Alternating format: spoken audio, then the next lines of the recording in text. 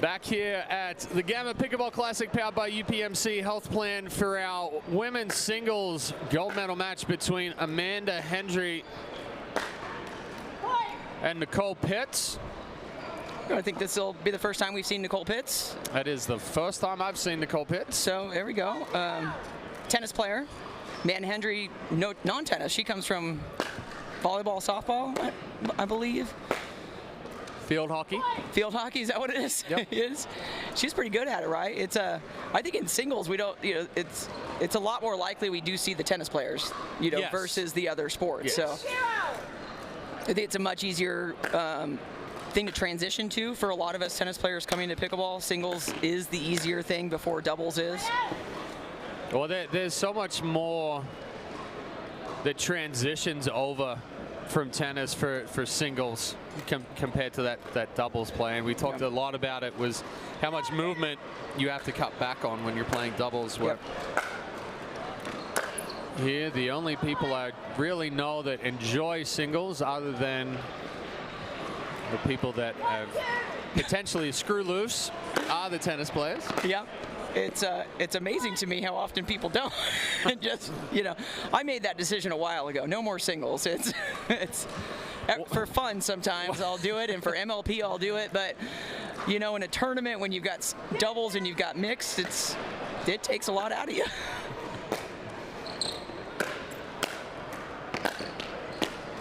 Good coverage there from Pitts. Thought Hendry had her out wide, but Pitts able to get over there, catch up to that one.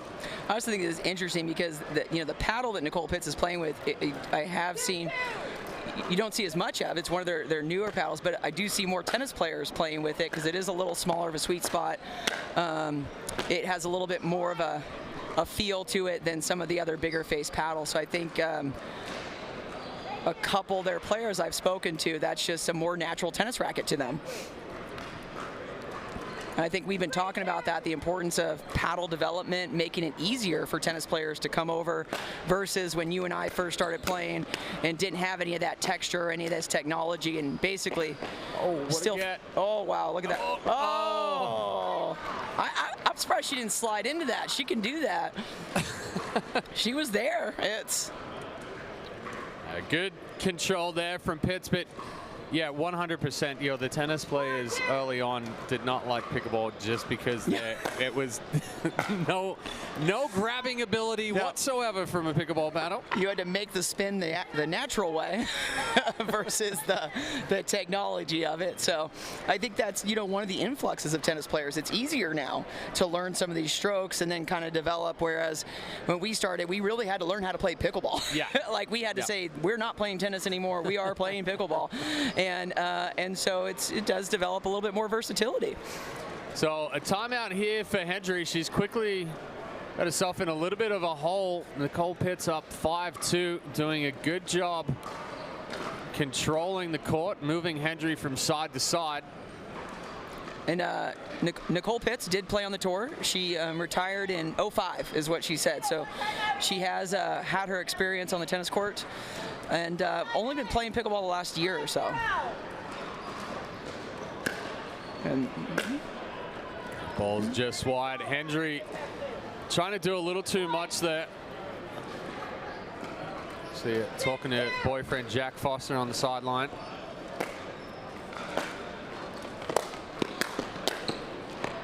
Oh, it's just too good. No, I mean, almost in this situation, I'd like to see Hendry kind of just using softer angles, making Pitts hit a little bit more on the run, or even when you go softer with an angle, you're still pulling them out wider. Yeah.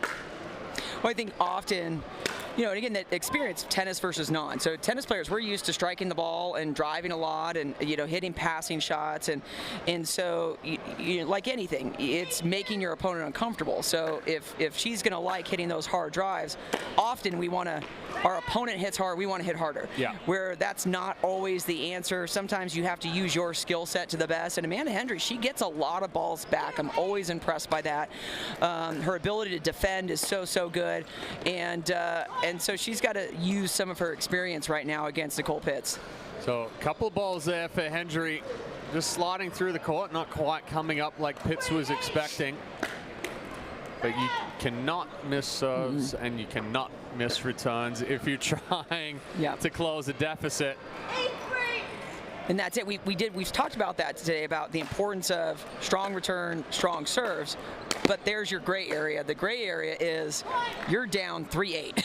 And so now you've got to look at, I do need to play the point, and I'm probably not going to get it off of my serve and return. So I need to make my opponent hit that other ball. So that's kind of back to not necessarily always black and white. We do have different variables that go into our strategy. Good deeper balls there from Hendry. When I think it's also a little bit what we've been talking about. You know, Nicole Pitts is a tennis player, and that tendency is players go out wide and they go want to recover middle. What Hendry just did is she got pulled out wide and she held. So she didn't go try to recover middle. So it made that shot much more harder, much more difficult for Nicole Pitts, because now it's a much smaller margin. Her opponent's not running the other way to recover. And a good sequence there for Hendry. Good approach shot. Pitts trying to take that one cross court, but just feeding it to the forehand. Yeah, same sequence there, but again, just shading the middle a little too much here from Hendry. Not able to get much on that backhand, and then the recovery back to the middle opens up that ball down the line.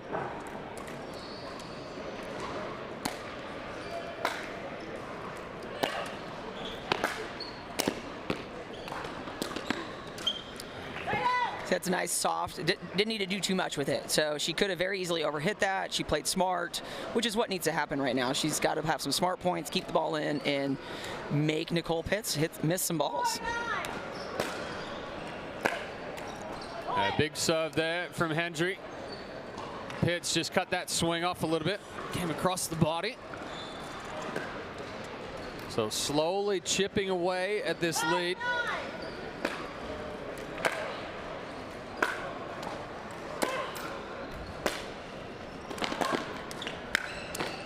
And good choice there on the approach shot. There you go. It's a good timeout from Pitts after a little bit of a run from Hendry. Smart shot, smart thing to do. Shows you she does have at least experience with the mental side of things, which is why we need those timeouts. So a good adjustment here from Hendry. Just started making a few more balls. Not really trying to rush up to that kitchen line, choosing the right approach shot. It's something that we talked about earlier in the singles match that we had on between Bates and Fudge, where Bates came out and was just trying to rush through everything. Took her time, started staying nice and controlled, nice and composed, making her shots, and then choosing the right one to move forward.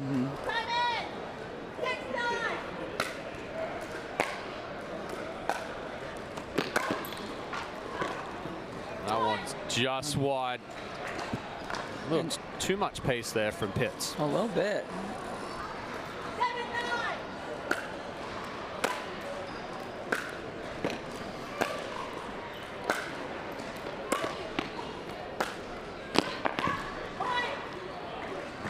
Good point construction again there from Hendry.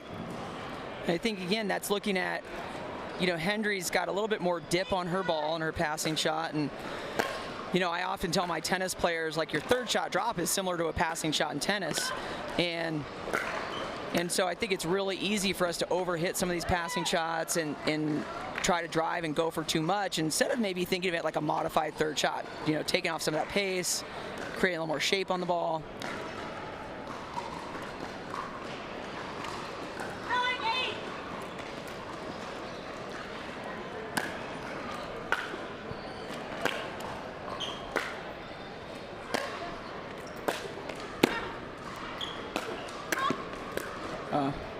Hendry had an opportunity. It looked like she kind of thought about going cross court and then changed her mind down the line. And yeah, that's where she ended up jamming herself there, going down the line. Because once you have a little bit of hesitation and that ball gets close to you, we already talked about the importance of the contact point being a little bit further out in front here in pickleball.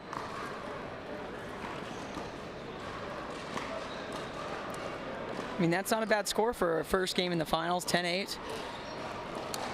After quite a good distance, Amanda Hendry coming back on that. Well, Pitts has certainly had a little bit longer road here to the gold medal match compared to Amanda Hendry. Pitts was actually knocked down by Shannon Pretorius in the first round, losing that one 8-11, 7-11.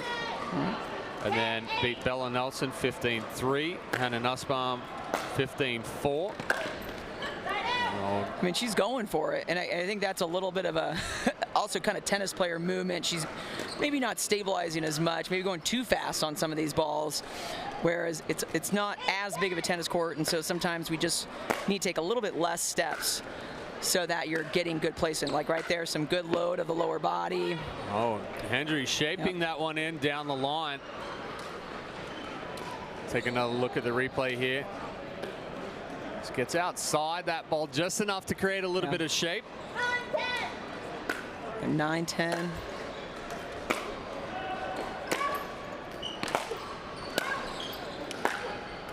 That's a great ball. Yeah, I think potentially it's a little bit of the newness there for Pitts, where she's trying to hit those hard volleys back through the court there. Little softer angle, getting Hendry on the run. And I think, you know, one thing we're noticing too, and this is again what we talked about, that tendency for tennis players, we always want to recover back middle. And you look at every time Pitts is approached, she's always going hard middle. And that's kind of opening up some passing shots a little bit too quickly. And so it's more court to cover when you're crashing that hard that fast. Well, big comeback there for Amanda Hendry. Taking game one here, 12-10. We're going to take a quick commercial break, and we'll be back here for game two of our gold medal match at the David L. Lawrence Convention Center in Pittsburgh, Pennsylvania. The most important part about Tuesday night pickleball at the Orchard is the net. Every Tuesday, 4:30 a.m. You're sleeping, I'm not. I'm measuring the height, I'm measuring the length, I'm measuring the circumference, and I'm measuring the tension. Who does tension? We do.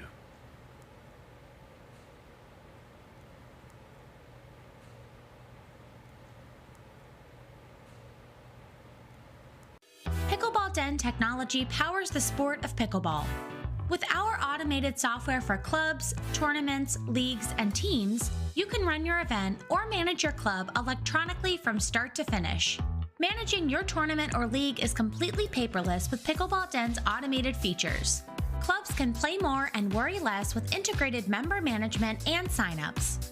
Spend more time enjoying the sport you love with Pickleball Den. Visit pickleballden.com to learn more. I've been practicing family medicine for 23 years. I love that because you get to know your patients and you become very invested in their health. The UPMC Health Plan is my partner in taking care of the member. And some services that the health plan provides are free to the members, and that's very positive. It is the only health plan that I've been involved with that really focuses on the member, and I think makes member care and successes easier. That's why more people choose our Medicare plans than any other in Western PA. Call to enroll today.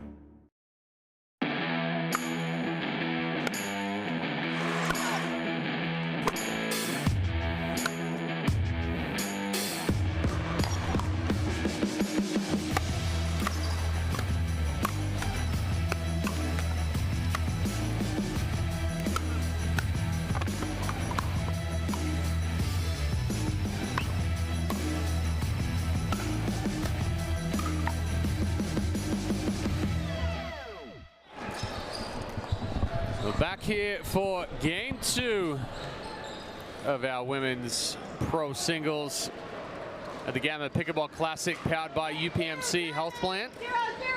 Amanda Hendry taking game one, 12-10, was down 3-9 at one point.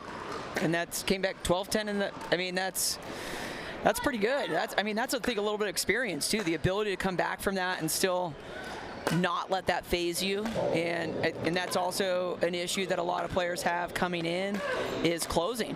Having that big lead and then actually finishing the match itself. Yeah, good coverage there from Hendry. It was a good get. It was a good get from Pitts out here on the run on the forehand, but not able to catch up with the next one.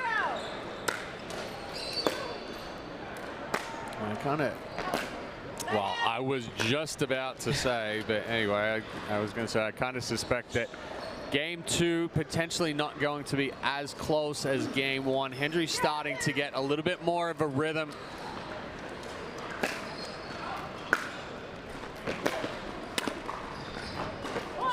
I'm going to go back and look at the draw, but I believe Hendry having 2 matches leading up into this one because of a withdrawal by Megan Fudge. Well, I think that can be really tough. I mean, so Pitts is coming from the back draw, playing more matches more consistently. Hendry's taking a break, and it sometimes is hard to get going in that first game when you're coming back in that. Ooh, that one was very close. Very close. Amanda Hendry calling that one wide.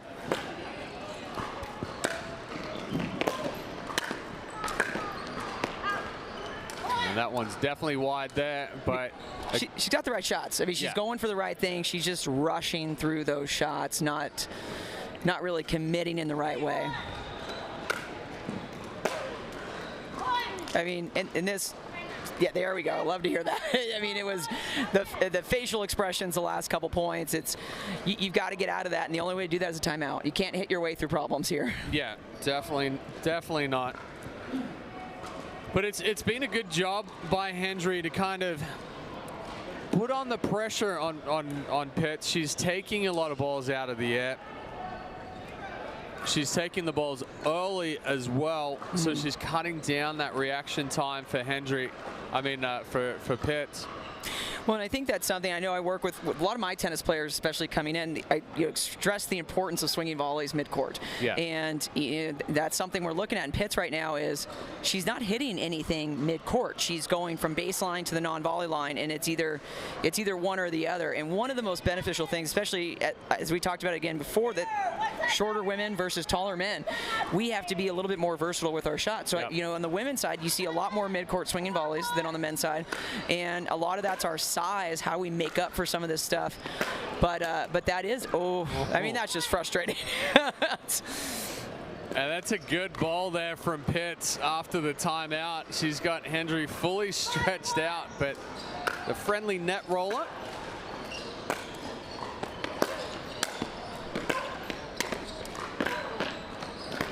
Almost. And you think, so what Amanda Hendry's doing really well, she's putting the pressure on. Pitts has not gotten off that line yet for a while, and she's got to be a little bit more thoughtful about changing some things up. What is she going to do differently? Interesting. Hendry actually gave Pitts that ball, which I think was wide. It's the earlier one looked like it was in, but good return there from Hendry. The one thing for Pitts is she's trying to hit through Hendry. Yeah. She's not making those balls bounce. Yep. And even that one there, she's on the run. You're trying to hit that miraculous cross-court winner. Hendry steps over, takes the ball out. It's not going to work. There's no way to have any recovery time. Yeah. And this is like what you were saying earlier, the importance of when we learn coming from tennis, your shots do have to be a little more versatile with speed. And I always tell my tennis players, like, we just want to hit our way through problems when we're playing tennis, and we usually can. In pickleball, as soon as you start seeing someone hitting their way through problems, you're going to take advantage of that. Yes. I mean, even throwing up like a loftier serve with less pace, she's got to give Amanda Hendry a different look right now, and it's not happening. And you know, that would have been a great opportunity. Maybe take it early, come in. Yeah. But that's something where you see. So Hendry, it was a good return from Pitts. Hendry's pulled out wide. Hendry puts a little bit more height on the ball, where Pitts is still trying to go flat and heavy, and it's the same pace over and over and over again. When it's like this shot that just hit right there, again, it's that tennis player tendency. We want to rush through everything. We want to get somewhere and go somewhere. So it's causing a lot of balls to go into the net. And so like right there, so that's good. Contact in front, that one not so much. And I think that's something, again, we talked about earlier, is that tendency on the women's side. The two-handed backhand is much easier to do. Transition that forehand, we tend to open up too much and don't always get the rotation that we need. And now we're at match point. Match point here for Amanda Hendry. Well, we got some payback, yeah. Pitts is going to save one. Yeah, she needed that. Like, I mean, I'd be a little defeated right now having a couple of those net cords on those big points. Nice friendly net roll there for Nicole Pitts. There's something that's a little bit softer. It's got good shape. There you go. By the time Hendry would have gotten to that, if she did, it would have already been dipping. There you go. So now at least if she gets it, now she's hitting up on the ball. Yeah. You know, hitting that like flat drive passing shot, it's a 50-50 sometimes.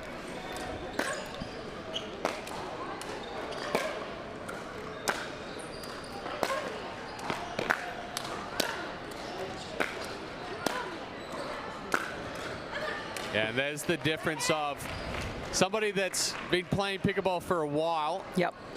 And obviously we already talked about Hendry coming from a field hockey background to the tennis player. Hendry's in trouble. She adds something with shape. Pitts is having to hit up on it. She can't be as aggressive. It gives Hendry time to get back into that point. Yep. And that's there it is. Game and match there for Amanda Hendry. So a big comeback in game one, down 3-9 and takes it 12-10, and then just comes out and really applies the pressure here in game two, winning the gold medal here at the Gammon Pickleball Classic, 12-10, 11-2. We're going to take a quick commercial break, and we'll be back with some men's doubles action right after this.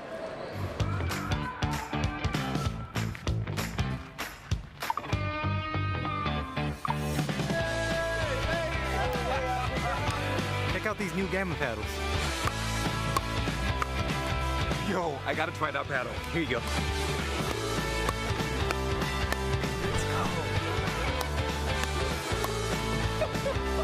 Good game. Play with style.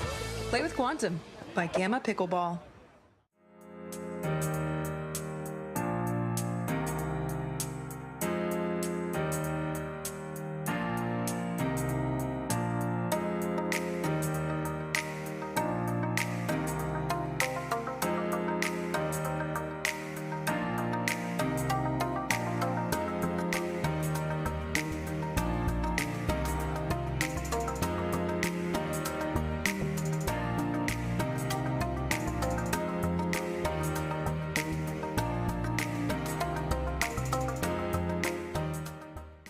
We raised $5,000! When you purchase life insurance and annuity products from GBU Life, you also have more opportunities to give back to your community. GBU matches donations you make up to $1,000 per member. I have GBU life insurance. Oh, wow. I have a GBU youth policy. Whoa. We've got GBU annuities. Hey! Our $5,000 just turned into $10,000. That's a lot of big checks. Find out more at gbu.org.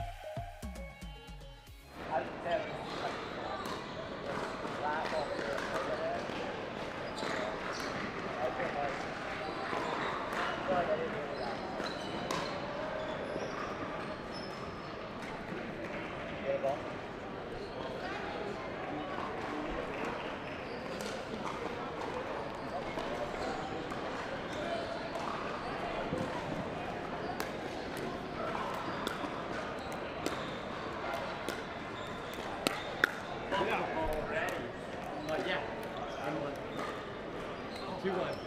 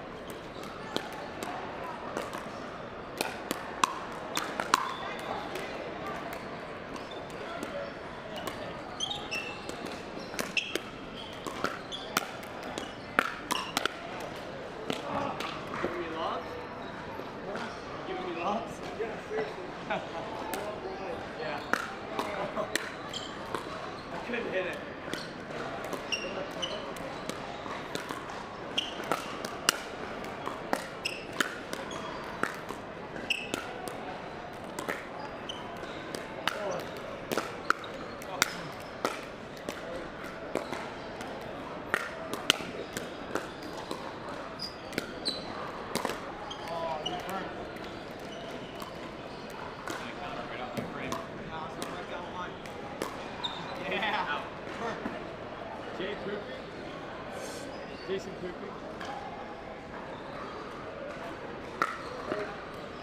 Yeah.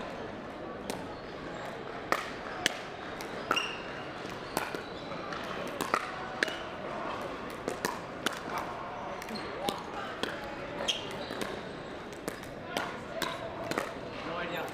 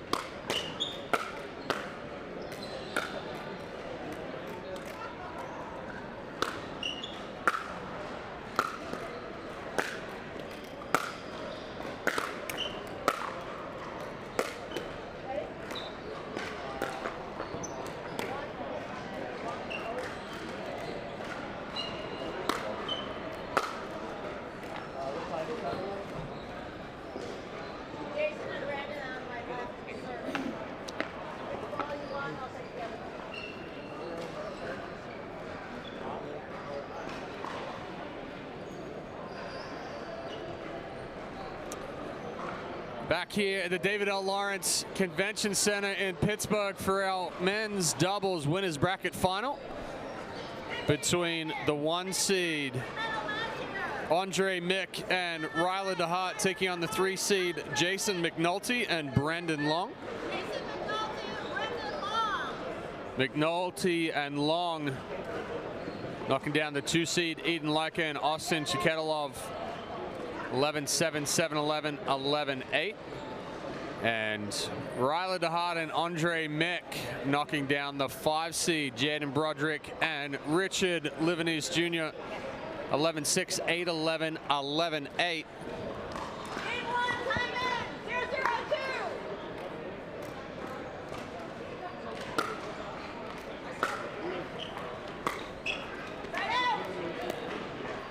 A little bit of a slow start there for Long on that drop.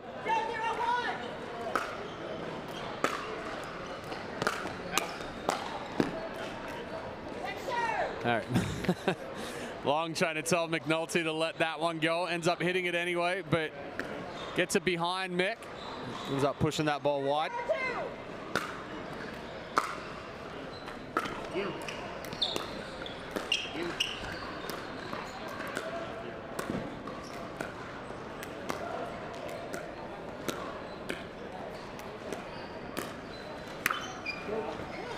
Ball's just Long. Long setting himself up there. Excellent ball to the backhand side of DeHart, but just overhits that forehand.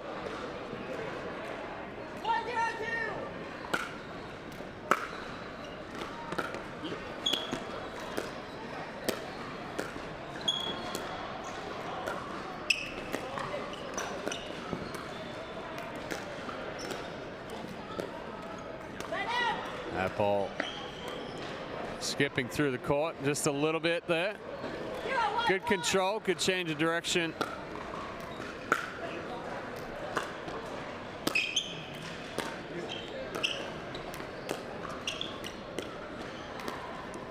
We got to turn your microphone on there, Sarah. I had to come back. I'm not gonna lie. I had a conversation with Nicole Pitts about her singles match, and what I loved about it, I wouldn't even say anything. She's like, "Did you say how to fix my game on the commentary?" And I said, yes. I think Chad and I had some good comments, and let's go through them. but I loved it. She was like wanting to learn. She's like, "What did I do wrong?" Yeah. I absolutely love it. Really fun personality. She was so positive, and what I found out too is she grew up playing tennis with Salome Davice. Oh, so Salome was on the stream here. She was, and I was like, "That's what." And so now I was like, "Hey," she commented on it, so I'm glad she was watching. So, and Salome was saying some of the same things we were saying, just that court coverage.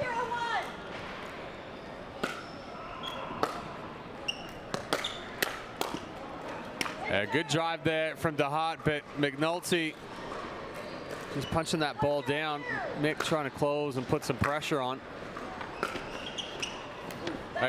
One thing I will say about this matchup compared to the Broderick-Livanese matchup against DeHart and Mick, we should have a little bit more of an adjustment here with Brendan Long being a little bit more of an experienced player.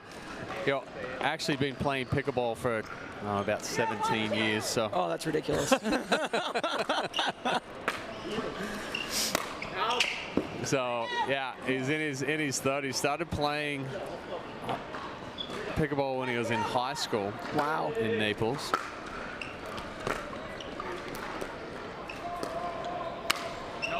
DeHart throwing up that lob pretty early. Probably not the best timing. Long was a couple feet off the line. Yeah. Already looking for the lob. Brendan Long talking about already. No, that ball was in. We hit it No.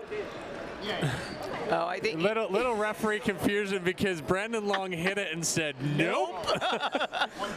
So Joanna Corker thought that the call was out. She took it literally. So it's actually 1-0 DeHart and Mick for DeHart to serve. Well, and you know, that's something I like to see when DeHart is moving around that forehand and driving it, because he can really shape that ball, put it in the middle, put it down the line, and it's a winner often. I'm always amazed by that. Yeah, good move there from Mick. Got himself out of trouble there, though.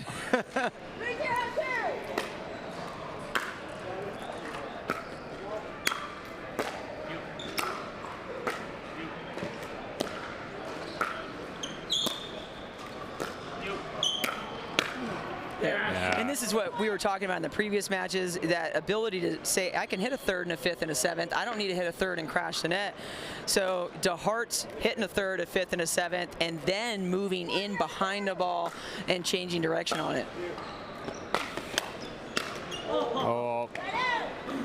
So Mick crashed hard, but he actually didn't crash toward Long where DeHart's target was, so he had to try to change direction, come back.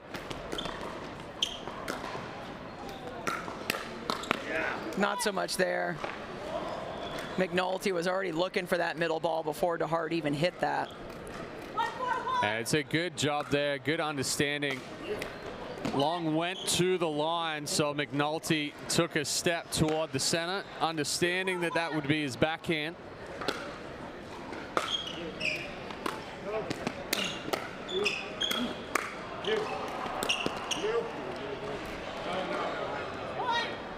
That ball's just out. It's going for a little bit more after his last lob, which does make sense. He did barely miss it. So let's see if he goes for it again. 2 unsuccessful ones.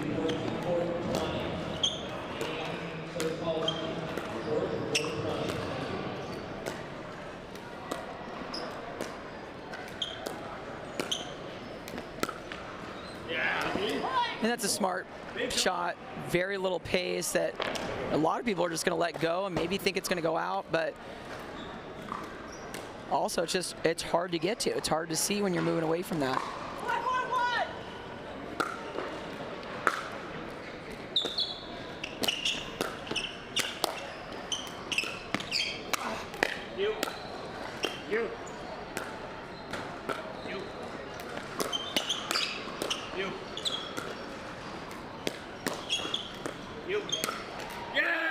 Good job from Long a couple of times in that rally, just getting a paddle on it, resetting it. And McNulty, a little misdirection behind Mick.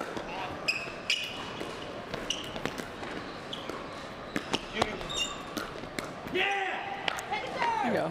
And that's, you know, I'm glad they didn't overhit that. I think that's so easy when someone's pulling over, they go for too much. I mean, and Brendan Long, he covered a lot of court there, but he went really far. So he's got to pull himself back in position, and that's just difficult to recover from.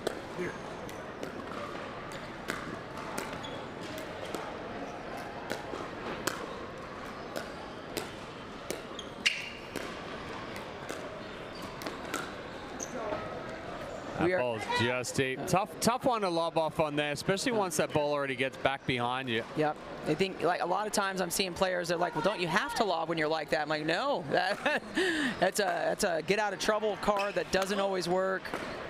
But we are definitely seeing a lot more ball movement than their previous opponents. They're going after Brendan Long's backhand more. There's a lot more versatility in these shots, like those change-ups, those misdirections from McNulty. So I think it's so far so good in this match.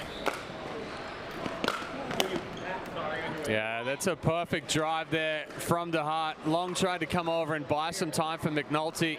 But again, we talk about that middle drive, especially the middle return, especially when you're on a stack. Coiling from a stack. Oh, goodness. I mean, there was never a situation, like, not 1 second was McNulty really in a good position.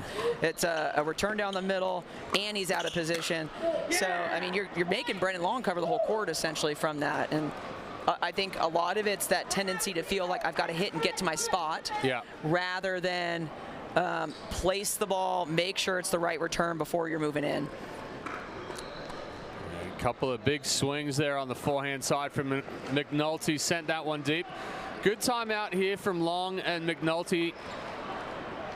DeHart and Mick are on a 3-point run here, going up by 2.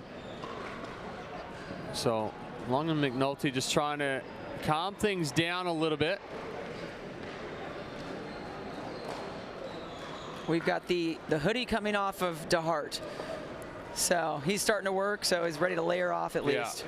I mean, it is cooler here in the convention center than you would think. They do have the AC cranked, and both you and I are sitting here in our sweatshirts. Yeah. I came in just a t-shirt the first day thinking, oh, you know, it's not going to be that cold. Yeah, not so much. I'm loving that I get to wear a hoodie and sweatpants, let me tell you. I mean, I just came from South Carolina. You're the same, and me from Naples. Yeah. And it's, you know, with the heat index down in the south, it's been toasty. Soup and 115-degree soup. I'll just say the last couple days I've been in the AC. I've stayed inside. I was in the desert in California the week before. I'm like, good. I'm stoked to be here. Yeah. Well, and this is a play that has been working. They've won a couple of points off this unstack and him. Again, it's okay, so you're in trouble, that's fine, but maybe you don't crash till you get to the line. Maybe you decelerate a little bit before you get to the line so you can still make an adjustment to that drive that you are struggling with. Again, McNulty sliding it down the line past Mick. Yeah, Mick sitting heavy on the forehand. Each time McNulty slid it down the backhand. Yeah, that's a little too much aggression there from Long. Like, good job getting that easier ball, but you're trying to do too much, and it's so difficult not to press when you're trying to make up that deficit. Especially when you feel like, hey, I know I'm big in the middle, I could be big in the middle, and it's hard to know when too far is too far. Yeah. And sometimes you want to make up for it, and you're like, I've got this one chance at a ball, let me do something. And that, it's a tricky one. I mean, they're down 5-9. So, you know, he's like, I got to do something different. But like we were saying earlier, down 5-9, you got to hit smarter shots. You just can't make those. Oh, so, Nick's giving it some payback. Yeah, and that's typically we don't see a speed up off of the two-hander from Mick.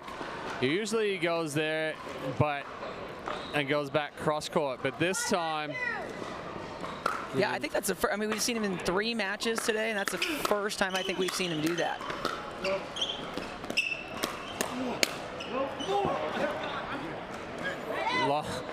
Long is so frustrated with himself right now. He's had opportunities, and again, just trying to do a little too much, pulling across the body.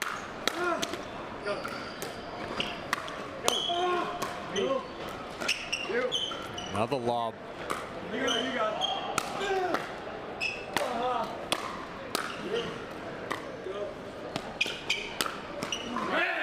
Good job there from Long and McNulty fighting their way back into that one. All right. DeHart and Mick just 2 away from taking game 1.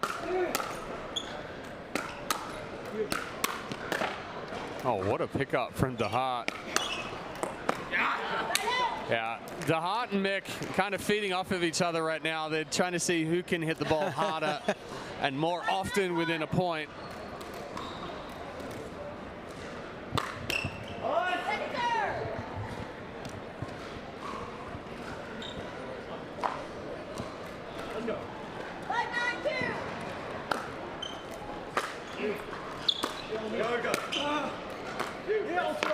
There you go. That's putting pressure on Brendan Long's backhand, keeping him out of that middle.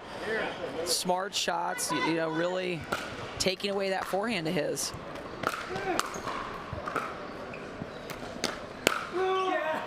Yeah, it's not the spot for McNulty. He had some success there against Chiketilov and Leica, but when you're facing a lefty, you're feeding that one straight into the forehand.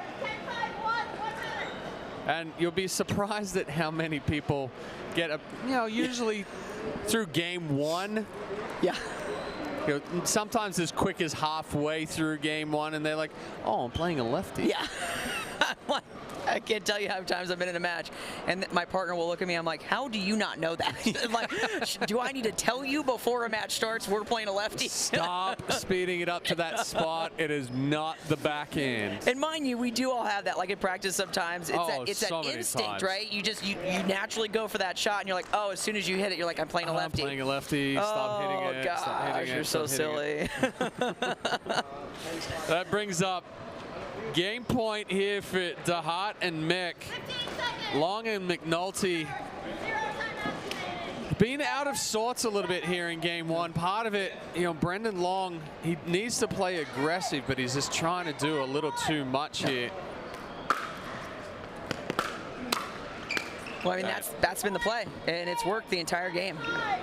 But again, you know, hopefully we'll see a little bit of adjustment. McNulty trying to take that one a little bit more down the line, but just too many returns through the middle of the court. And we've seen time and time again with DeHart and Mick, if you give the return in the middle of the court, they're going to do something with it. They're going to do something with it and put the pressure on. So we're going to take a quick break here, and we'll be back with game two of our winners bracket final here at the Gamma Pickleball Classic, powered by UPMC Health Plan, right after this.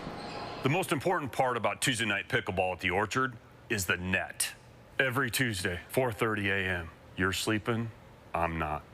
I'm measuring the height, I'm measuring the length, I'm measuring the circumference, and I'm measuring the tension. Who does tension? We do.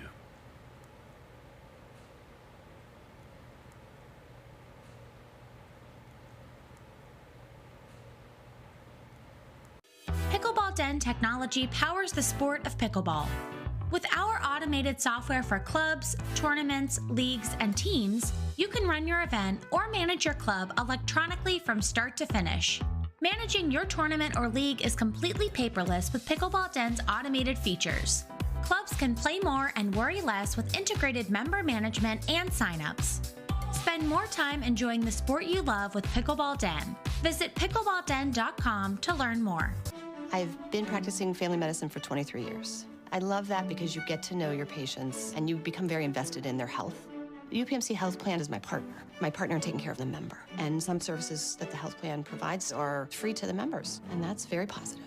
It is the only health plan that I've been involved with that really focuses on the member, and I think makes member care and successes easier. That's why more people choose our Medicare plans than any other in Western PA. Call to enroll today.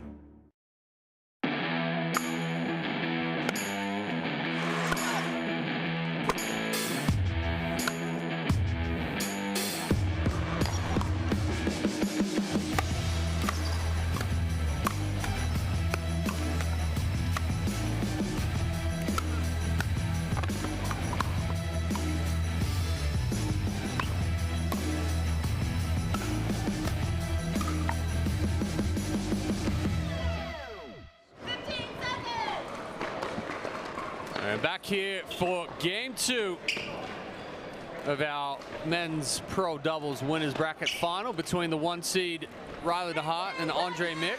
So I think Andre Mick is jumping. Brendan's like, I'm going to jump too. He's like, I'm showing you I'm not giving up on, oh gosh, and then that happens. I love it. They're taking on the 3 seed.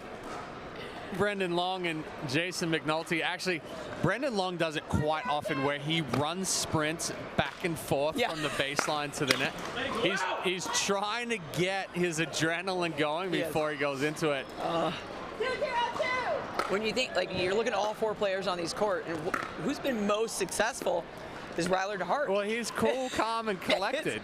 He's like, I don't need to get to the line right away. I can kick it back here and do my thing for a minute, and it's working. It's successful, and mind you, it's setting up Andre Mick. It's creating these opportunities. And there it is. That's that little zone, like 1.5 that we talk about, like that just inside, not quite midcourt, that your feet are a huge target.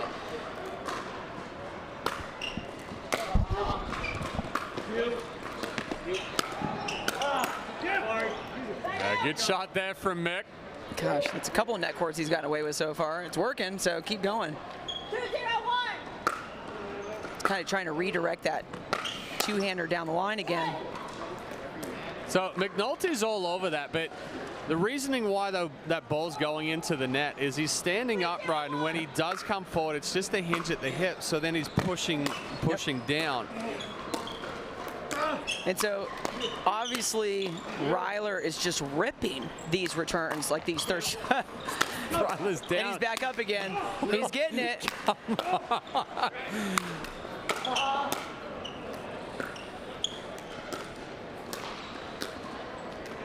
You.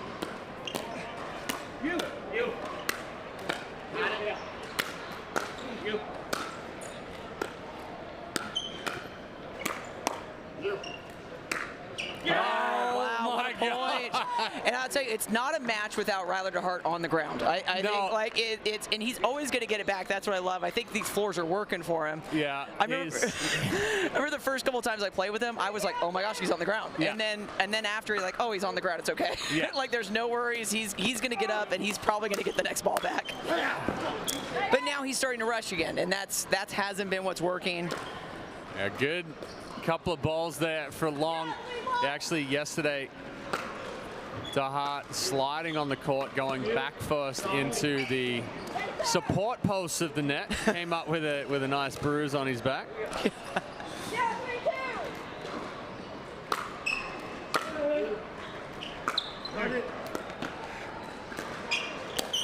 Out. Go. You. Get up. Get up. Oh, wow. Great hands. You know, right now you just look at the energy on this side. They're like, we can do anything. They've got momentum. They've got, you know, the fight. They're like, we can hit some stupid, crazy shots, and we don't even care. And that's something that Long and McNulty, they have to stop. They have to find a way to stop. And I mean, the first thing I would be doing is stop returning to Ryler DeHart. Like, put that return on maybe Andre Mick's backhand. Just do something different. So 4-0 lead here for DeHart and Mick in game 2. That's a good ball down the line there from McNulty. And that gave a different look. So then that return went to Andre Mick instead of DeHart, and that did give him a different look at the ball. And a better fourth ball there from McNulty, getting it down to the feet of DeHart.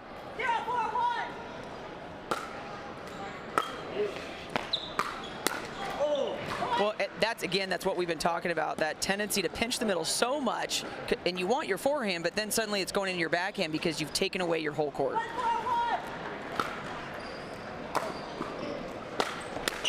Wow.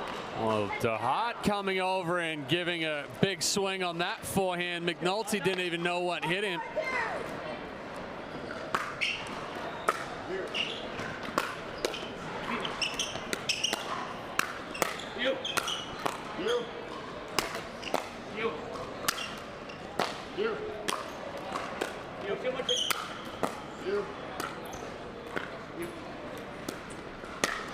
Oh my goodness. That's phenomenal, is what it is. It's textbook defense into offense right there. And it's like Brendan Long is like, he's finally in there. He's like, I'm hitting my big shots. This is what I'm known for, and I'm putting a lot of pressure. But then these two are just getting it all back. They're saying, you know what? If you win this point, it's going to take a lot before you do. And So and there it goes. You know, one thing that we always talk about with, especially with the overheads, the harder you try to hit it down into the court, the more it comes back.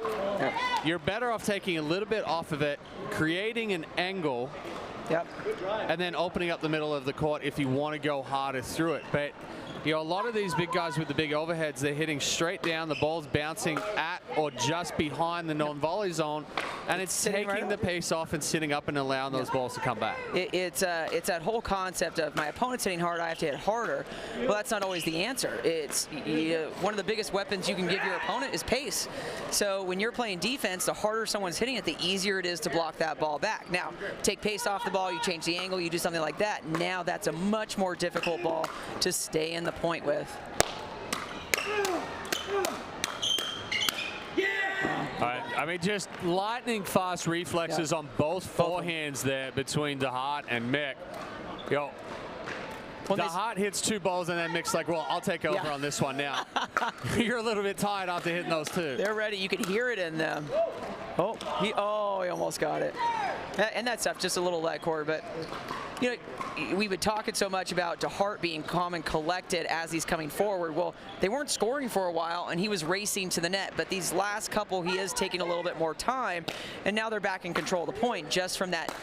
Oh, wow. Wow, that's disgusting shape right there from Andre Mick. And that's part of what we were talking about before with the texture on the paddles and what's come into it. There is no way on God's green earth that we could have done that 7 years ago. Absolutely not. Absolutely not. I mean, I remember those. With those paddles we were playing with. I still have a couple. I did too. I did too. It's just different. It's Andre, you would suck without any grip on your paddle. Yeah, terrible. It'd be terrible. It's a completely different game, which we all love. It makes it more exciting. But we talked about it earlier in the break. That's what we're talking about. What I like to see is what if we all took pace? What if we all took grit off our paddles? How would that look?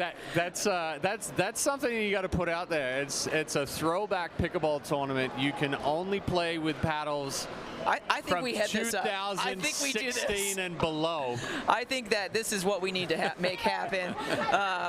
It's called the Great Equalizer. Yes.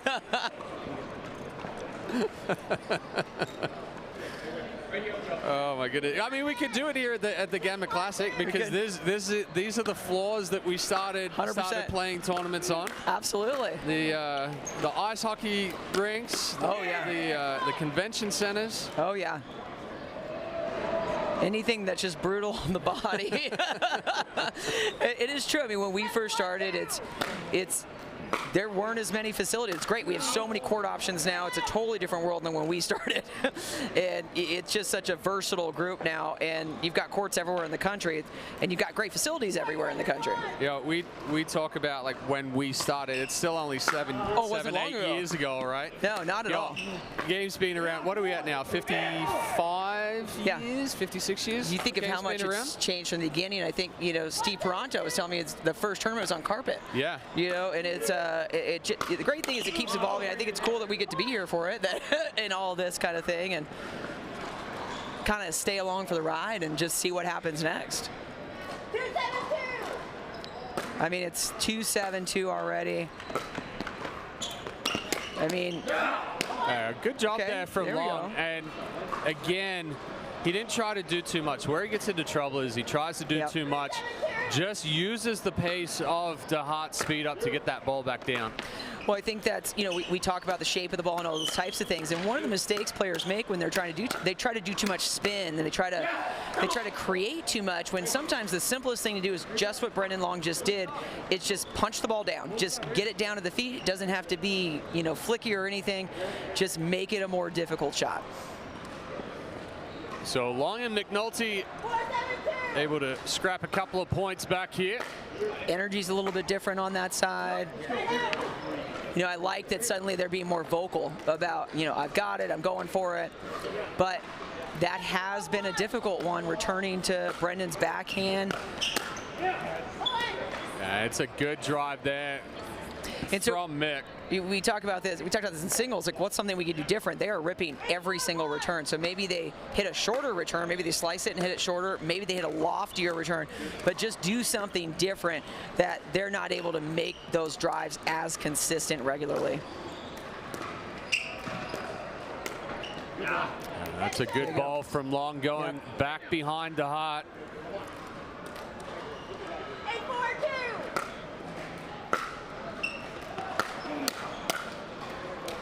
So McNulty actually, maybe he heard you, took a little bit of pace off of that return, gave himself time to get up to the kitchen line, so he's not trying to field that drive while his feet are still moving. But then right there, so that's exactly what we're talking about. So other ways are working. He hits a good drop, but then he takes those couple steps in, and now he's giving his opponent a target at his feet. So now he's hitting the ball behind him. Instead, if he would have held for a second, he could have probably moved in behind that next ball. There's that big serve from Brendan Long. That Obsidian 16 power.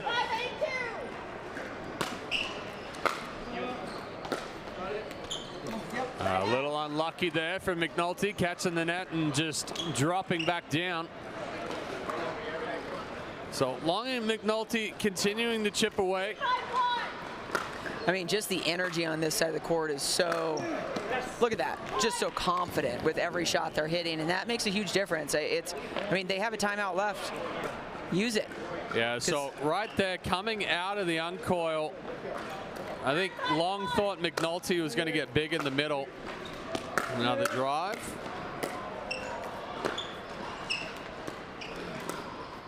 There we go. There's some movement. Now, what I did like about that from Mick was he gave himself a couple feet off that that line in the beginning, then moved in after he recovered that line a little bit better. Yeah. He's going to be regretting that ball, because that's a shot he likes, but he just ran right into it. You're also, too, and we talk about this return so many times over and over and over again, and it brings up match point for DeHart and Mick. You're uncoiling out of the stack, you're returning cross court. Now, I get it that Long's trying to do that so he receives the ball, but you're also putting that ball where the opening is to the area where you're trying to get to cover. And you're not able to get any help from your partner, and you're putting yourself in a difficult situation that you're going to get there to a drive while your feet are still moving. Yep. Well, and that goes into, you have two choices: either hit a different ball because they have not missed a drive, you know, this whole half of the game, or decelerate a little bit before the line so you actually have room to adjust to that drive coming at your body. So match point here for DeHart and Mick.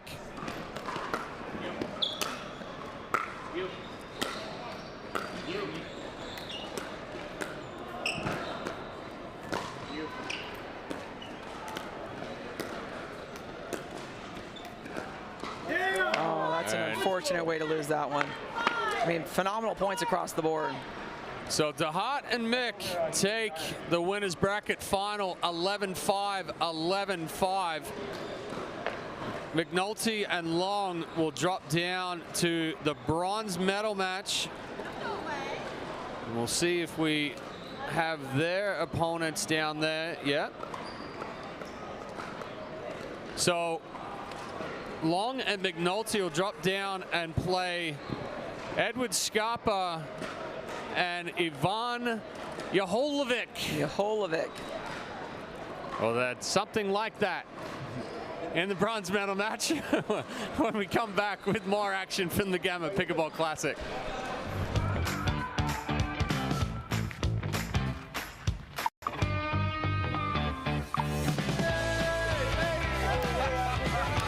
Check out these new Gamma paddles. Yo, I gotta try that paddle. Here you go. Let's go. Good game. Play with style. Play with Quantum by Gamma Pickleball.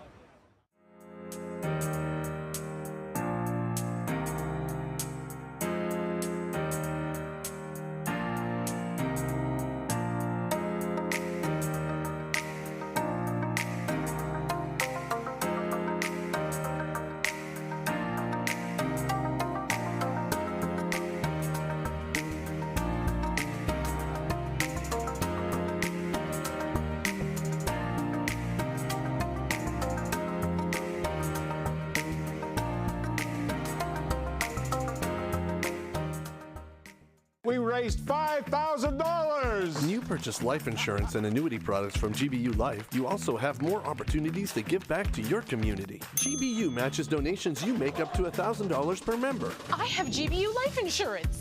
Oh, wow. I have a GBU youth policy. Whoa! We've got GBU annuities. Hey! Our $5,000 just turned into $10,000. That's a lot of big checks. Find out more at gbu.org.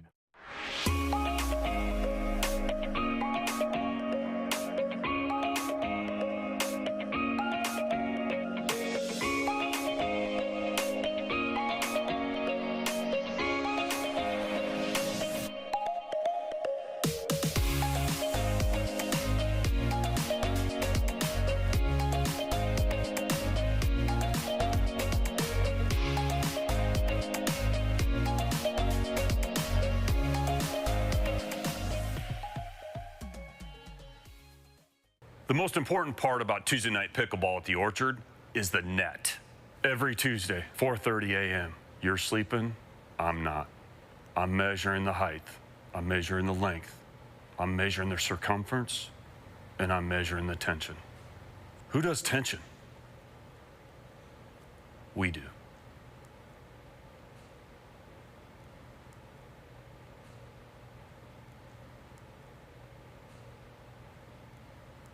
Pickleball Den technology powers the sport of pickleball. With our automated software for clubs, tournaments, leagues, and teams, you can run your event or manage your club electronically from start to finish. Managing your tournament or league is completely paperless with Pickleball Den's automated features. Clubs can play more and worry less with integrated member management and signups. Spend more time enjoying the sport you love with Pickleball Den. Visit pickleballden.com to learn more. I've been practicing family medicine for 23 years. I love that because you get to know your patients and you become very invested in their health. The UPMC Health Plan is my partner in taking care of the member. And some services that the health plan provides are free to the members, and that's very positive. It is the only health plan that I've been involved with that really focuses on the member, and I think makes member care and successes easier. That's why more people choose our Medicare plans than any other in Western PA. Call to enroll today.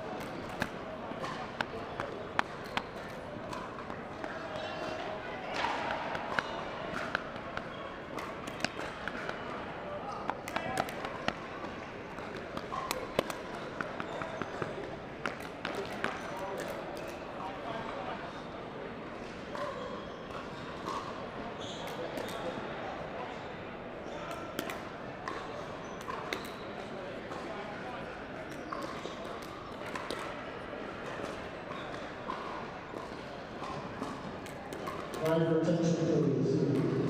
If possible, we're following each of the announcers rules to play. So I'll call you, so I'll go back to each of the announcers rules and we'll come.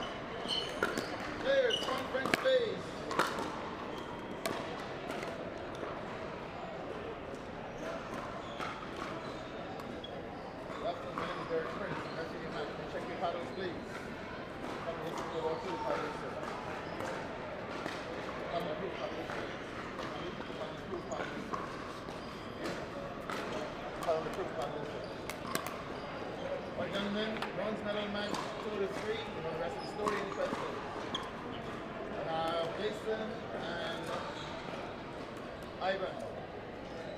Bring it 1 or 2. 2. So 1. And if your attention please, there's a medal circle.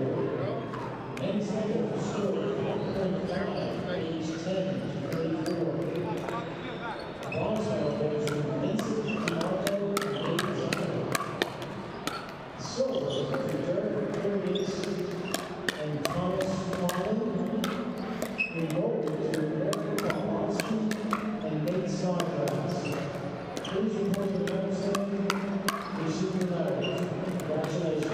Next up is the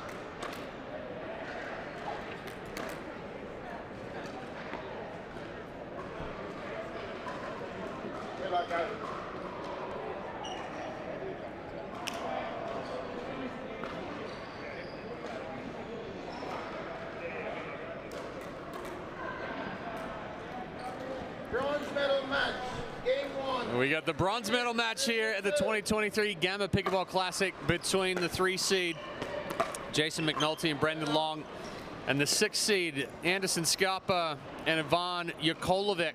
We've got another lefty on the court. I'm looking forward to this. Have you seen Ivan play yet? I have not seen Ivan play yet. All right, so I think it'll be the first for both of us. I've heard good things about him, so.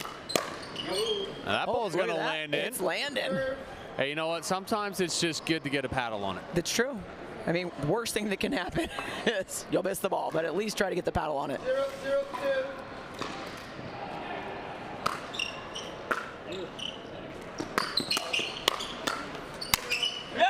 And that's a good move there from Long. Long wants his way back into that final. He wants another shot at that last match they just played. What's impressive right here is he's tiptoeing along the kitchen line, jumps the corner. Yeah. 1-0-2. And has the scream in the middle. He's all for it. I love it.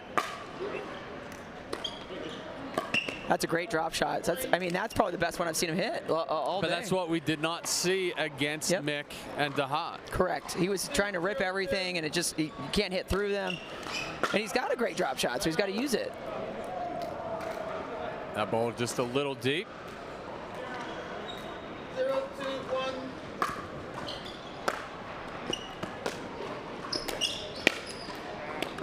It's a right setup Scarpa's got, but not quite the execution we're looking for. You know, one thing about Scarpa is he's got a ridiculously strong forehand drive. I haven't seen him use it that much lately in his doubles. He has been veering more towards his drop shot. And I don't know if that's a paddle change too. You know, sometimes you feel more comfortable with one paddle hitting certain shots, and you switch to a different paddle and you develop different shots. I actually, at Major League Pickleball in San Clemente, Anderson Scarpa was 10 minutes before our first match, we found out we need a sub. Yeah. And we see Scarpa walking across as one of the subs, and I'm like, you know what? I've played with him. Let's get him.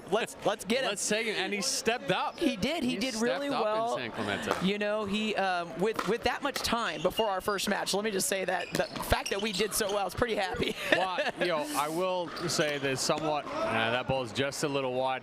There's somewhat to a little bit of a benefit of not giving somebody enough time to really say, yeah. Oh, hey, I'm playing an MLP for the first time. Yeah. The nerves start kicking in and everything. Is like, just go out, get on the court, play, and then all of a sudden you get some confidence after that first one because you didn't have any nerves going. You're like, oh, I can do it. And I'm not gonna lie, our first match did not go well.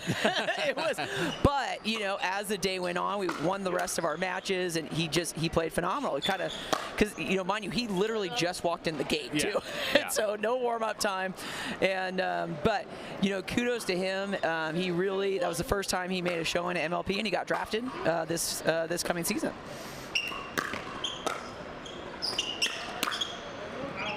It's a good speed up there from Scarpa. Long catching that one a little deep.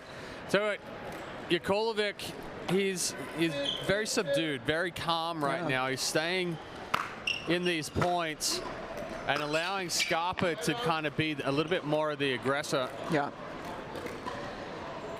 And it's interesting because, you know, you got this side of the court. They're really going to probably get amped up. They need to get a little amped up. You know, like we talked about in our previous match with Brendan Long, he needs that energy to get going. And you know, it's on the other side. It's a much, you know, calmer, cooler, collected kind of mentality. I've really not seen Anderson Scarpa be too vocal out there, and he's kind of, you know, really focused when he's out there. I think that ball ended up out. Oh. And what happened to our replay over there? And even that reaction, I had no idea who won the point. Yeah, I think Ivan called that one wide. I think so. Yeah, Scarpa's not one to show much reaction there either. Good step in there from Yakolevic, splitting the middle. And I like that he had just like we've been talking about all day, he had an extra step to the line that he was able to move into that volley. He wasn't right up at that line crashing into the ball. He was actually able to accelerate behind it, which really gave him some movement on it. Oh, and then that one was a deadlock. That one he was still moving. Yeah. That's kind of it. Created the slingshot there. Yeah. that took it wide. Jukolovic and Scarpa building a tiny lead right now, up 4-2. Yeah, that ball just slid along the line. Not much Jukolovic could do for that one. Once again, it's a smart shot to the outside from Brendan Long, which I like. He did that a couple in our last match against DeHart.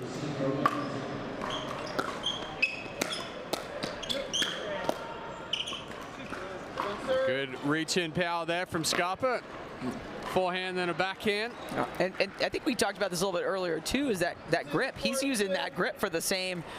It's hard, so he gets a lot of pop on his forehand, but that's a lot of flexibility. A lot of wrist action. A lot of wrist action because of that grip. It's not exactly versatile for most players, but you are seeing a little bit more.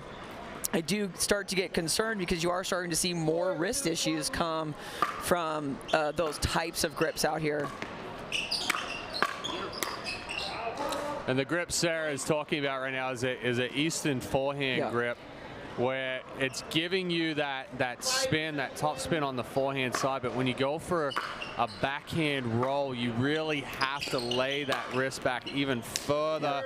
You're almost cranking on that wrist, so it's developing a little bit of elbow issues, some wrist issues. I think there was something online a few months back. The Eastern grip is the new pickleball grip, but so then you have all these people playing, but we're developing elbow, wrist issues. That it's not a lot of flexibility in that space, especially when they're, let's say, taking a dink position down in front of them with that full Eastern grip on a forehand or a backhand. That's difficult to do, and the longevity of that is probably not as much as some of the other grips that are more common with us. So Jukolovic and Scarpa now up by 4. Good speed up there on that last point by Jukolovic, going in the body of Long. There's that misdirect from him. That's a great shot from McNulty. I like that he's starting to use that more. In earlier matches, he didn't really use it that much, but last match he did, and it's going to be good if he keeps using it. Scarpa kind of just jumping onto that forehand side ever so slightly. We have a lot of room down the line there for McNulty. It's too much. Like, it's a really, really good move. Yeah. Well, and what, Scarpa and Jukolovic, have been doing is they've been letting those force shots bounce and letting Long come in and crash, and then essentially just bouncing that ball a little bit off pace at the feet, and it's been successful. It's been taking away. Oh. Jukolovic didn't even know what hit him right there. Scarpa sped it up, and this is one of the ones where we talked about speeding up cross court is good. Yep. When your opponent's moving. There you go. When they're planted and sitting on their forehand. There you go. You don't want to get your partner hit in the face. I love it. Jukolovic had no reaction, though. He's like, I don't care. Time. That wasn't that hard. So, Jukolovic and Scarpa getting the serve back. Not the right spot there for Jukolovic. Again, he's not. Long's not moving. He's looking for that ball. He's ready for it. It's a short little punch. Jukolovic providing all the power for him. That ball just wide. And he's really trying to get it to Jukolovic's backhand down the line. And I'll say Scarpa, he's got a big serve. You know, Brendan Long's got a big serve, but Scarpa, when he wants to hit that hard, it's got something on it. And what we've seen so far this week from Scarpa with his serve is it's big, but it's also sliding through the court. It's not getting that. Oh, that's. Jeez. How? Yeah. I mean, I don't even think he cleared the kitchen after that. So, I mean, and that goes to show you what we were discussing earlier. Okay, if you want Brendan Long to come in and take a forehand, give him some room to do it. Yeah. You know, or communicate that if you're coming in behind. But otherwise, you're stepping on the gas and you're running into your partner. It's not helping the situation. So 6-point lead now for Scarpa and Nikolovic. That one getting away from Scarpa. Get a side out, and they need it. They want to get a couple of points here, see if they can convert some of these serves into actual points.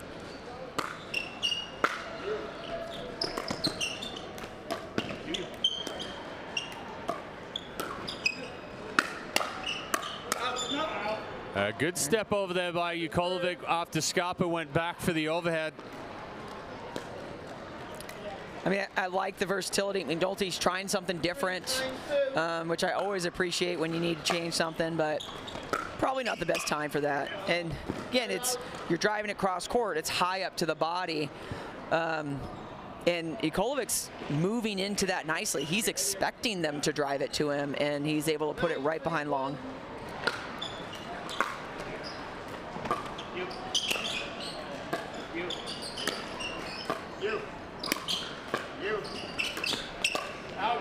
Oh, just missing that one. But that was a good example of a third, a fifth, a seventh, a ninth, walking his way up to the kitchen line. Just overhit that last ball. And it wasn't a terrible idea. It was, you know, often that lofty ball, people let go, and they'll bounce right inside that court. I mean, that's just so clean. I mean, that's what Scarpa's looking for. He's looking to set it up, and now you got to be Brendan Long right now and be like, am I going too far over? Because he's getting burned so much behind him right now. It brings up game point here for Nikolovic and Scarpa.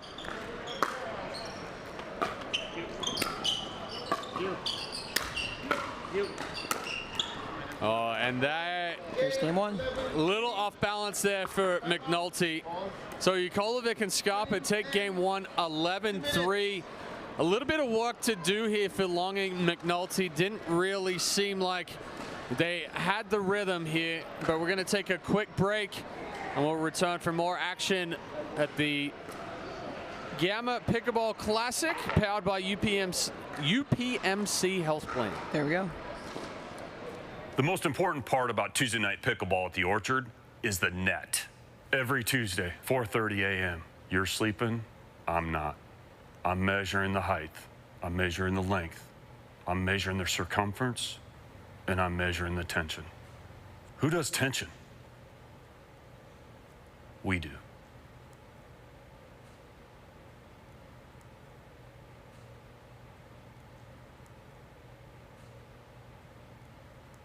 Pickleball Den technology powers the sport of pickleball. With our automated software for clubs, tournaments, leagues, and teams, you can run your event or manage your club electronically from start to finish.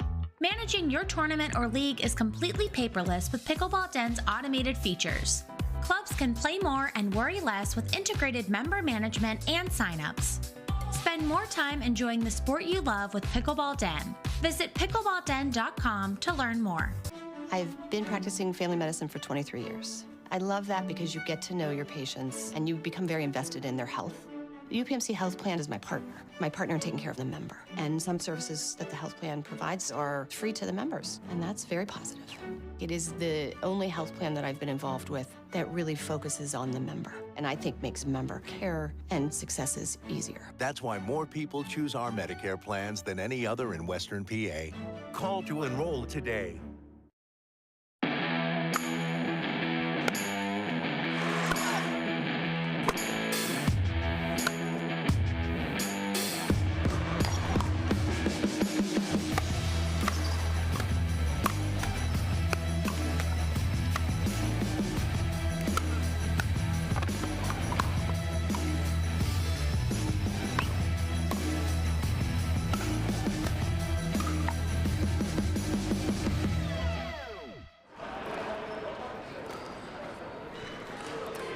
Oh, well, we are back here. Thanks for the heads up over there, guys. Nikolovic and Scarpa taking game one, 11-3 over Long and McNulty. So let's see, they're getting a little coaching on that sideline from Andre Mick. I'd like to see if, you know, what those are, what differences they're going to do in this round to see if they can get the second game here. Ball just wide down the sideline.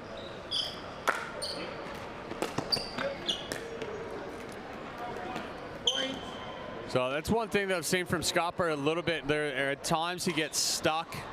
You know, he moves his feet a lot, but then he'll just plant himself and try to overreach. Yep.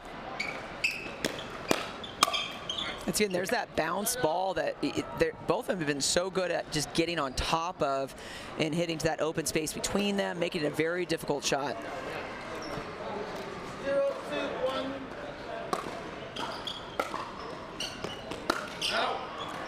That ball just rushed a little bit there from Scarpa.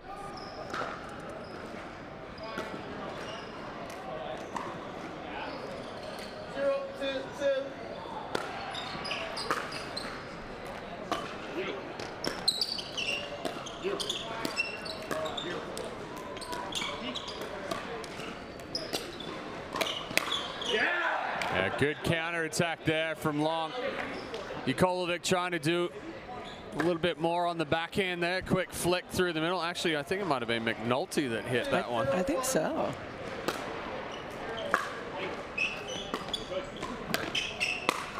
All right. Too much power. And so right there, now Brennan's moving through the ball. So he's not just hitting and crashing, but he's now taking a half step back and accelerating through that fifth shot volley. And now it's a much more powerful shot than just kind of a backhand punch block.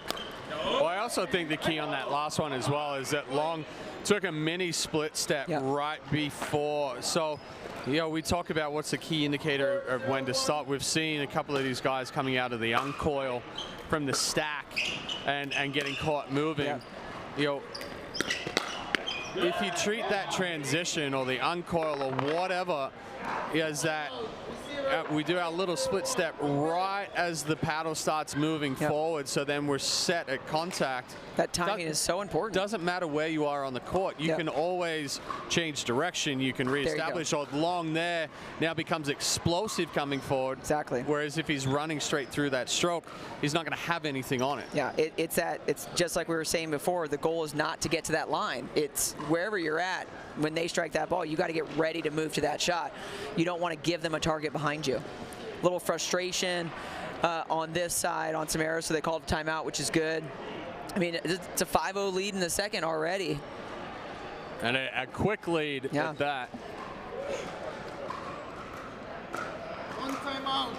So one timeout remaining for Ukolovic and Scarpa. McNulty and Long going up 5-0.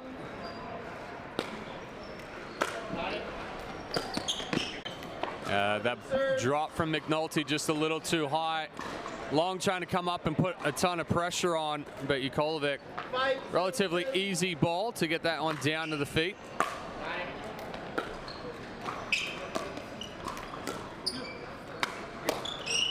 There's that lob again from McNulty. It's a good lob. He had himself in a good situation, but he just kind of like locked his legs, didn't engage, really wasn't ready for that ball to come back.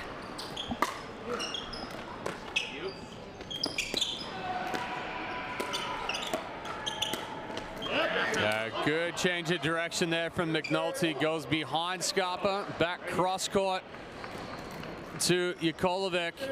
And you see just that ever so slight move to the forehand by Scarpa opens up that backhand side.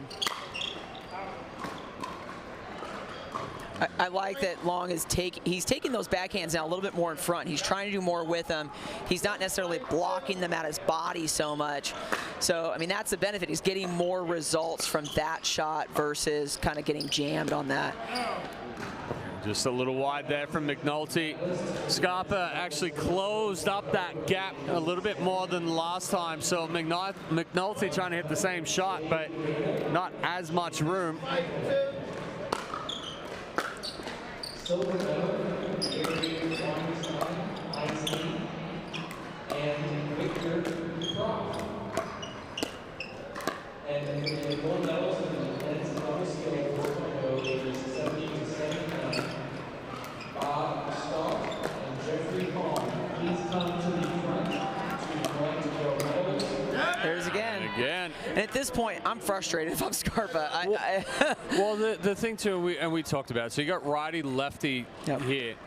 Scarpa's looking for that ball in the middle on the forehand. Just allow Jokolovic to take that with the lefty forehand there and start protecting the line. If McNulty's going to slide that ball past you multiple times, you've got to make an adjustment and stop looking for that forehand. What I think this comes into kind of, again, we're talking about that he's sitting so hard backhand, and so he's sliding in the middle to try to cover that, and then you're just opening up so many soft shots the outside. So when you're already ready for that backhand punch consistently, well, when someone hits a softer ball, more like a dink behind, that's a difficult ball, and it gets a lot of shots out of it. And I think you see that. I see that a lot with kind of the newer pros, we should say, maybe not the top guys, but you know, they get a little bit square and stuck in that shot, and you know, they're pinching the middle so much that once someone starts to play soft to the outside, or even softer to the middle, because you're running into your partner and you're moving so far from the backhand to the forehand,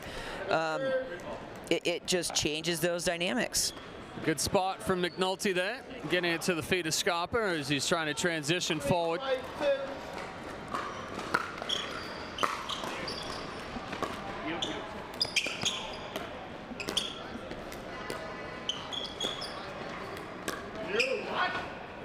The ball's just a little deep there. Right idea from Jokolovic, but just overhit it. So Jokolovic and Scarpa getting a couple of points back. Deficit now 2, with Long and McNulty up 5-3.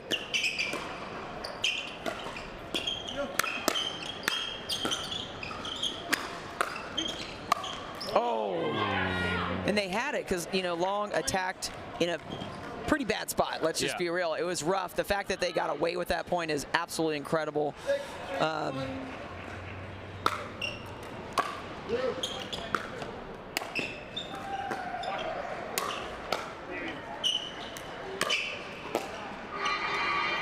He's definitely like, I'm not going to overshoot again and miss it. Took his time on that ball, which is how you get out of a rut. You miss a ball, then fix it the next time.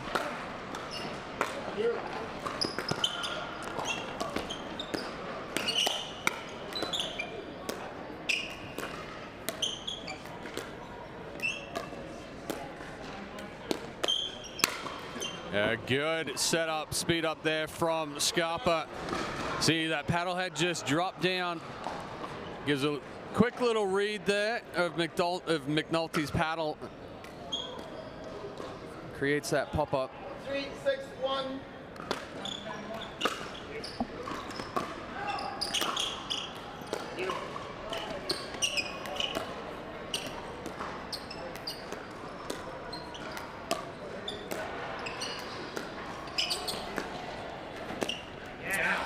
And you know, Scarpa's got such a good cross-court backhand, and he's just not using it that much right now. He had one in there, but again, he was starting to recover middle already, so then he got caught behind him.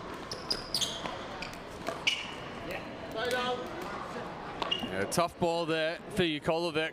So he got locked in, and then all of a sudden recognized that ball is going to be behind him, tried to get his feet back out of the way, give himself some separation.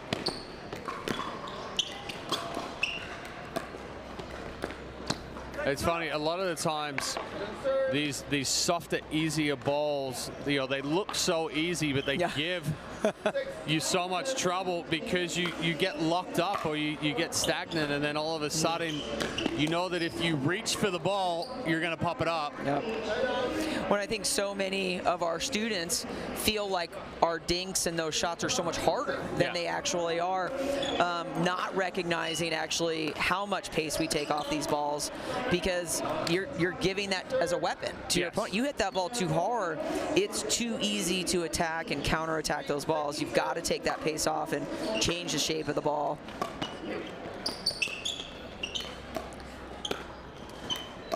So I think one thing that, you know, Scarpa and Jokolovic have been doing in the first game is they were playing behind Long a little bit more, and again, they faded away from that in this game, and it's, again, if something's working, let's recognize it and try to continue doing it. Good drop there from Long. Yep. And he just right into Scarpa's feet, jamming himself up. 7-3-1.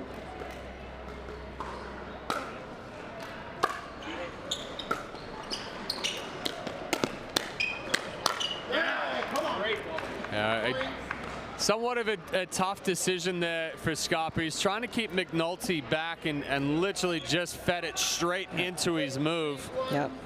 Well, and that's right there. Is it beneficial for them to keep swinging away? I mean, Scarpa could have maybe very easily hit a softer ball to the outside and gotten more results out of that versus trying to kind of power through somebody and then giving him that power to come back at him.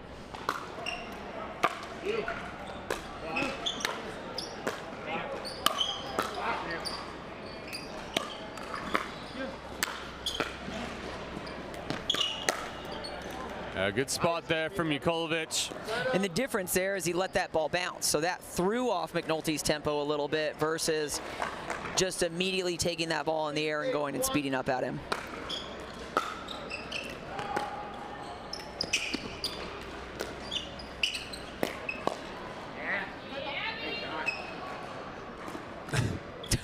I'm not too sure what Nikolovic was asking right there. We're taking a look at the around the post. Oh. That ball was out. It looked out. like really out. And he did ask the referee, and the referee did call it good.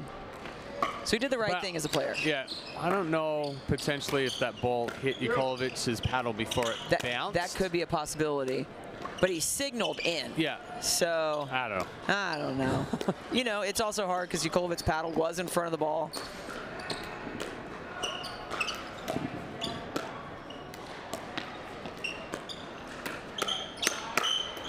Well, and there it is. That's the play is, you know, now again, pulling long off, getting McNulty a little bit on the move, and that's going to open. You know, a lot of times we focus on, okay, maybe we're staying away from the power player, but what it often does is make it easier for that other player. But you pull the power player off the middle, now that actually makes that person a target and a little bit easier to attack. Excellent job there by Nikolovic. One, keeping his balance after reaching in and speeding it up, but just good attacking power right there. That ball's in, but the speed up, I mean, the speed up off the half volley, backhand, cross the body. That's a one shot hopeful winner right there, because there's no preparation for the second. Nope. Again, just a little bit of rush on the ball. A couple mistakes. I think we're 9-5 now. A couple ways from a third game. And what McNulty started to do the last, probably half of this game is he's serving a little loftier and a little slower. And what's happening on the returns is now it's bouncing a little higher on the opponent's side, which is making it a little bit easier for Long and McNulty to hit those third shot drops and drives.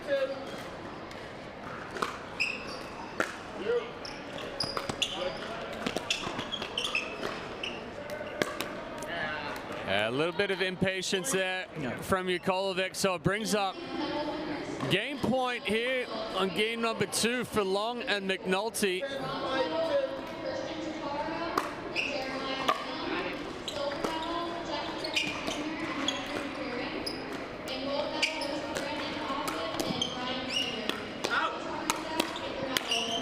So that play has worked a few times now. And McNulty probably hitting an out ball right here when it was coming at his face, but when you're in that firefight, it's again, hard. we talk about with that paddle being down too, it's so difficult because all you're trying to do is get a paddle on it.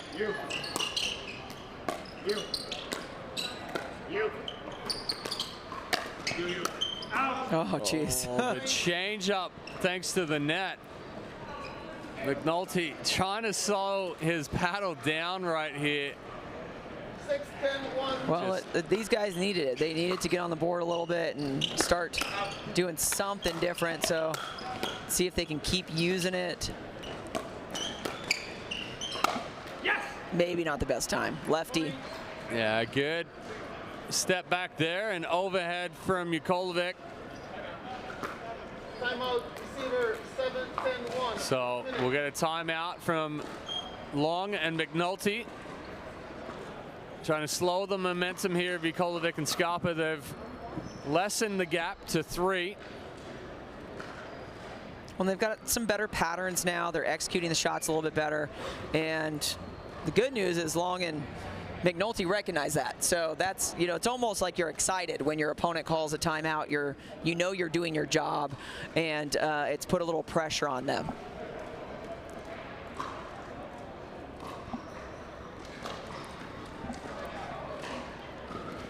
Take this quick break here to talk about our title sponsor. UPMC Health Plan is among the nation's fastest growing health plans. They're committed to providing their members with better health, more financial security, and the peace of mind they deserve. UPMC Health Plan partners with UPMC and community network providers to produce a combination of knowledge and expertise that provides the greatest or the highest quality care at the most affordable price.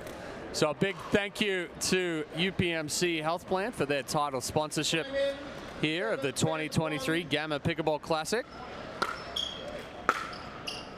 Coming back in at 7-10, so they're bridging the gap a little bit.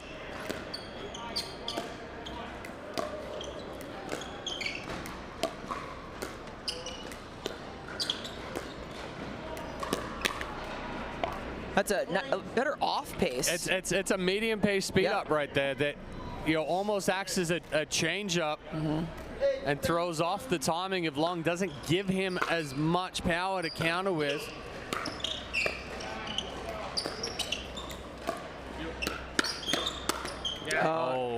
You know, he's covering that line better, so now he's not moving and he's looking for it. So, so that's the benefit. He just jumped up a little bit on that last ball, put it into the net.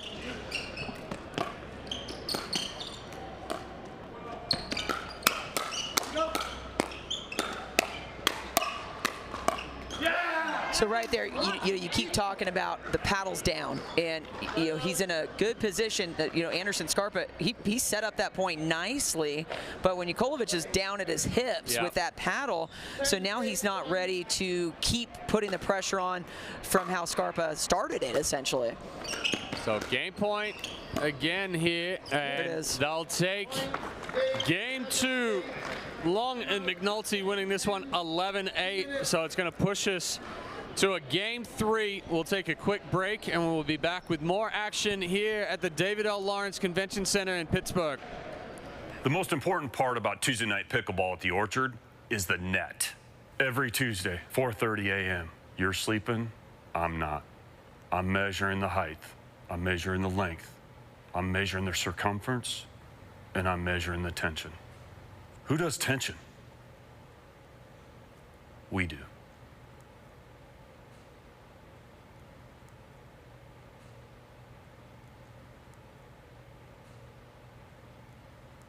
Pickleball Den technology powers the sport of pickleball.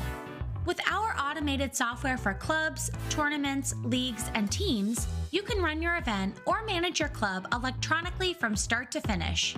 Managing your tournament or league is completely paperless with Pickleball Den's automated features. Clubs can play more and worry less with integrated member management and signups. Spend more time enjoying the sport you love with Pickleball Den. Visit pickleballden.com to learn more. I've been practicing family medicine for 23 years. I love that because you get to know your patients and you become very invested in their health. The UPMC Health Plan is my partner in taking care of the member. And some services that the health plan provides are free to the members, and that's very positive. It is the only health plan that I've been involved with that really focuses on the member, and I think makes member care and successes easier. That's why more people choose our Medicare plans than any other in Western PA. Call to enroll today.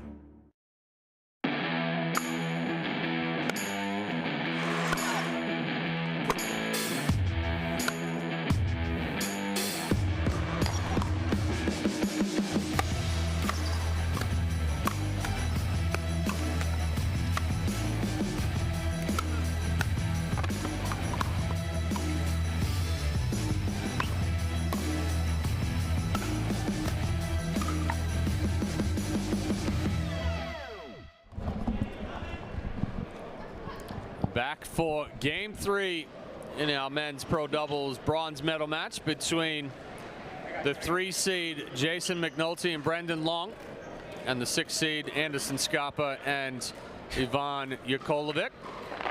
They're running through. I think they called 15 seconds, and McNulty and Long were nowhere to be found. But they come running in, ready to go. So it'll be interesting to see if Scarpa and I keep doing it. Yakolevic. Yeah, we've had Chikatalov, and now Yakolevic. If they start executing what they did in the first game, you know, instead of maybe what they were doing in the second game.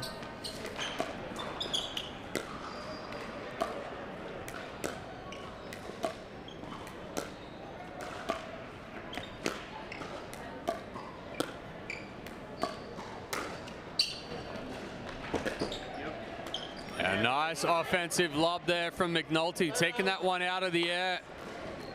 And we're looking at maybe a little experience. McNulty's going backhand and forehand. He's hitting some different shots, where Yakolevic is just hitting his backhand cross court.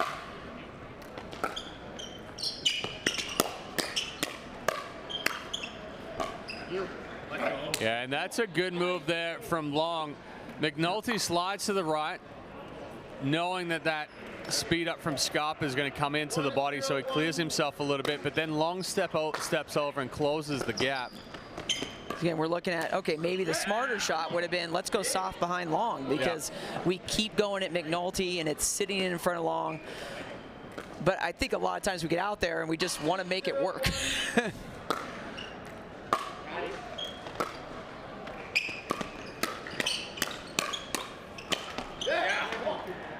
And a good job there from Long, just getting a paddle on it, trying to reset.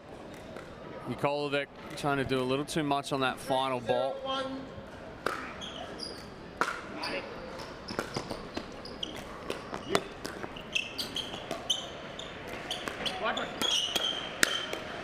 There we go. So that's the play. Move Long behind, open up McNulty.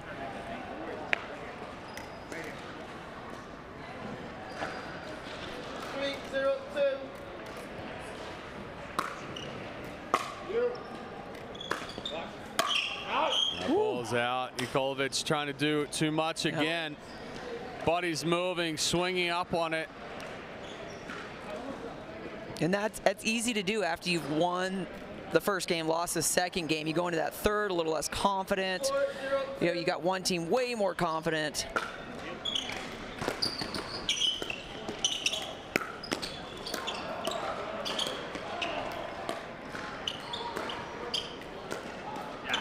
And it's a good adjustment by Long in the middle of that point. He had a ball that he could potentially speed up, but he chose to go softer and move that ball around again because he wasn't in the best situation or position.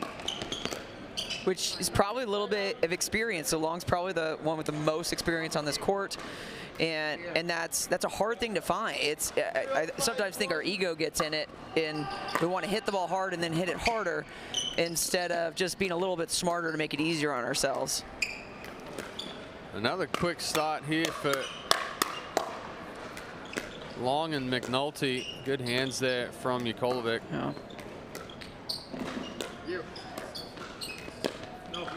Oh, that time that worked. Sneaky. Yeah, that was, well, so he did try that low backhand a little bit earlier. Yeah, this time went to the two-hander. Yeah, a little bit more sturdy when he was going for that ball. So definitely unexpected. And they're on the board.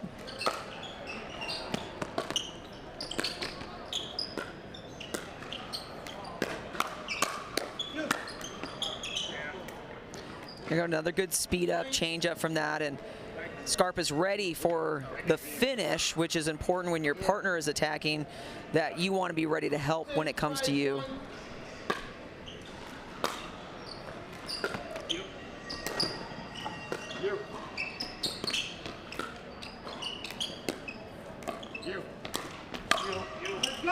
Gosh, and that would, I mean, he just got some bad luck. It's a great move from Long, just bad luck with that net cord. Kicks up nicely there for Yakolevic. And they've shrunk the deficit to 2 now, Yakolevic and Scarpa. So at 3-5, Nikolovic just pulls that one wide. 3-5-2.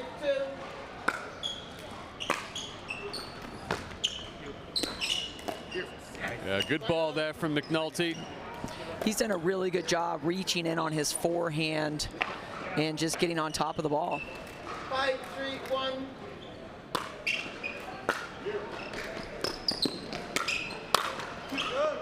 I think Long thought McNulty was going to step in front there with the backhand.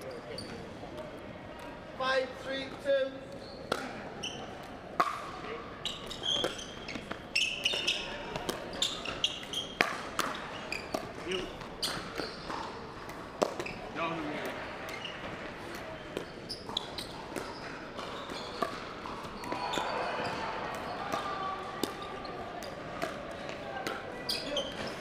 Oh.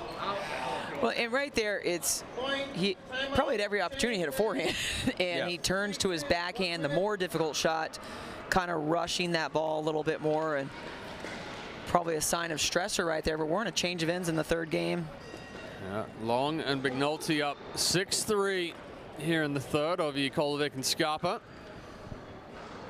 So if you're talking to Nikolovic and Scarpa right now in the end change, what are you telling them? I'm still going with the same thing. They've got to play behind Brendan Long a little bit more to his backhand. You know, Brendan's doing a great job with his deep returns to the backhand side. He's getting Scarpa quite often, and they really have to punish him the same way they're pulling Scarpa off that middle as well. Because again, it was successful in the first game, and now they're just not utilizing it again. And you know, I'm wondering if they're even taking the time to talk to each other. Yeah. You watch the changeovers. They're just kind of walking around. Haven't even had a discussion. And almost the same with Long and McNulty. You know, you're up. Long and McNulty are up 5-0 in game 2, and then Nikolovic and Scarpa came back into it. But I'd almost be telling Long and McNulty here, look, stay aggressive, but don't overplay. Because, I mean, if they just keep doing what they're doing, they've already really defeated them in a lot of ways, because you could see they're not really working together as a team. They're not communicating as much. And it's impossible to change your strategy if you're not talking to each other. It's just, it is a team thing. And, you know, credit where credit's due. You know, they're getting advice on the sideline. Long and McNulty have been getting some advice from Andre Mick, who is waiting in the finals for one of these teams. And that's often the difference is, you know, how many of us have coaches and how many don't, and how many listen. I think that's different. I know my coach is pretty much rarely with me, but I am in between matches, on timeouts, making sure I'm communicating with my coach, because I know he's home watching, and we may think we know a lot, but it's often better to have someone else's insight. So Long taking that one to the face.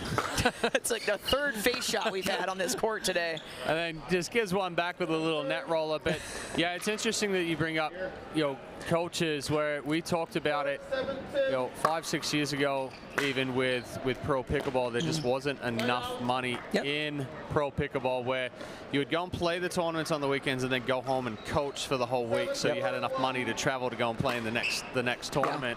But now, obviously, we're in a different position. It's nice. you're able to have a coach. You're able to train, have a nutritionist, strength coach, whatever it may be.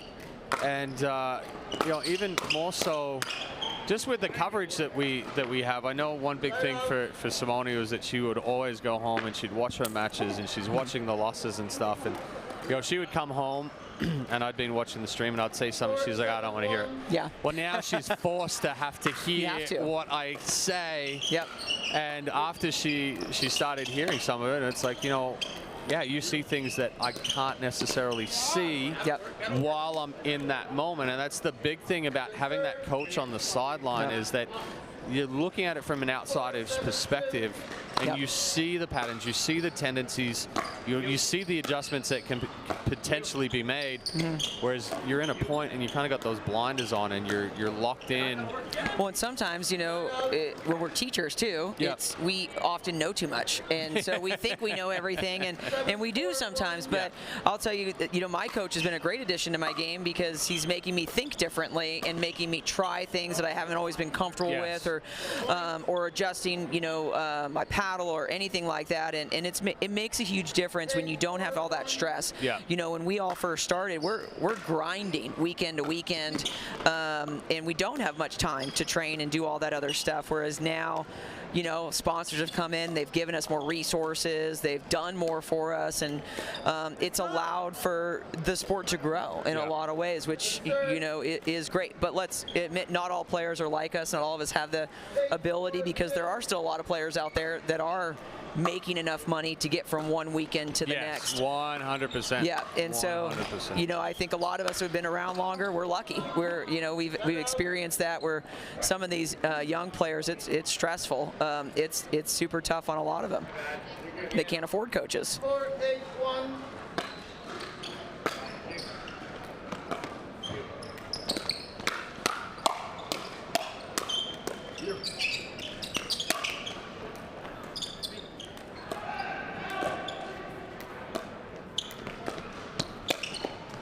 Yeah, it's a great spot. And that's part of what we've talked about all day. McNulty trying to recover back to the middle here after being pulled out wide. And Nikolovic hits into the movement. The ball's just deep. McNulty getting a little wide on that swing. Big shoulder movement here.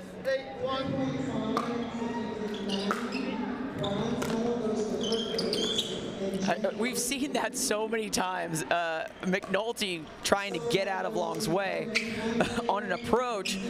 I feel like maybe there could be some adjustment there. Maybe he could just pause a little bit and give Brendan that time to come in so he's not getting stepped on. Yeah. You know, he's tripped over him a couple times. Very good speed up there from Scarpa, but yet McNulty's hitting that return, trying to rush up. Yep. You know, just trust that his partner's there to buy him some time. Yep.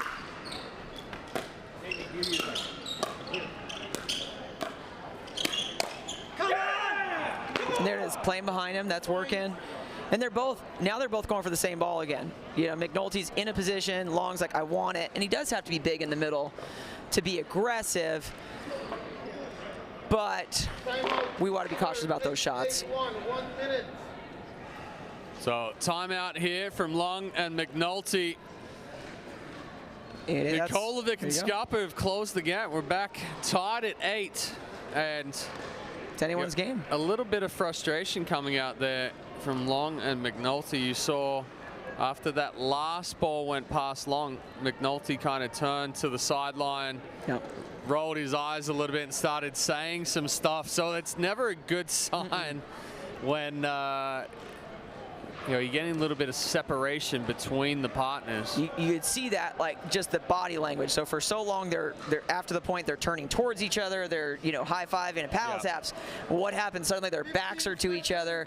It's a very different situation. You could see just they're both frustrated right now. And, you know, these next couple points are really going to tell us, can they, you know, get past that? 8-8-1. So 8-8 on the one. Nikolovic and Scarpa continuing their run here. Come on! And another good ball down the line. Scarpa following McNulty in the movement. And you look at that, like, you know, McNulty was kind of looking for that ball. Long comes over, so now McNulty's moving out of the way. So now, again, he's a moving target. Yeah, come on. Good exchange there. Right here. Yeah, right here. Long staying nice and compact in that one. Big serve, trying to put a lot of pressure on that ball. Gosh, and that was an opportunity that Nikolovic had just then. He had a short return, and then it was almost like he's like, oh, should I drop it or drive it? And just, you know, sails it high to his forehand.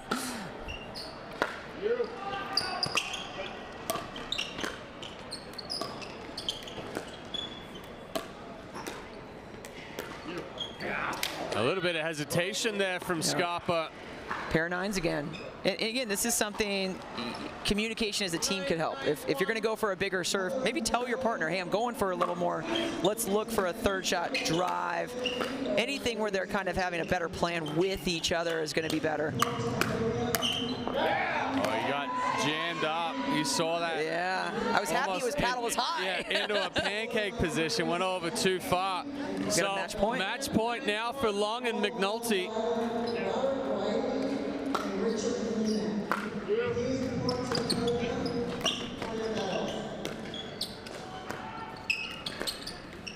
A good backhand cross court there from Scarpa. They need one more of those. Stay in this match here.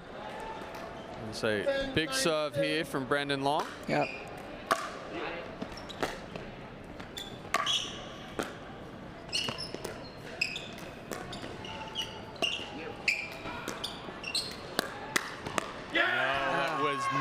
Not even close to being ready for that next shot. To speed up from right there. I thought he was going to go cross court with it, but Jokolovic feeding right into the backhand of Brendan Long. So Long and McNulty taking this one after losing the first game. They take games 2 and 3, 11-8, 11-9. Move back to the gold medal match for a rematch against Andre Mick and Riley DeHart. We're going to take a quick break, and we'll be back here with that one at the Gamma Pickleball Classic, powered by UPMC Health Plan, right after this.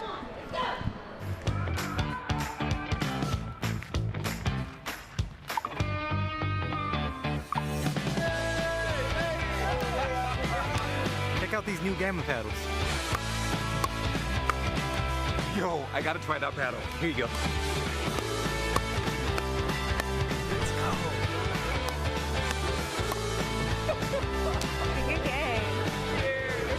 Play with style. Play with Quantum by Gamma Pickleball.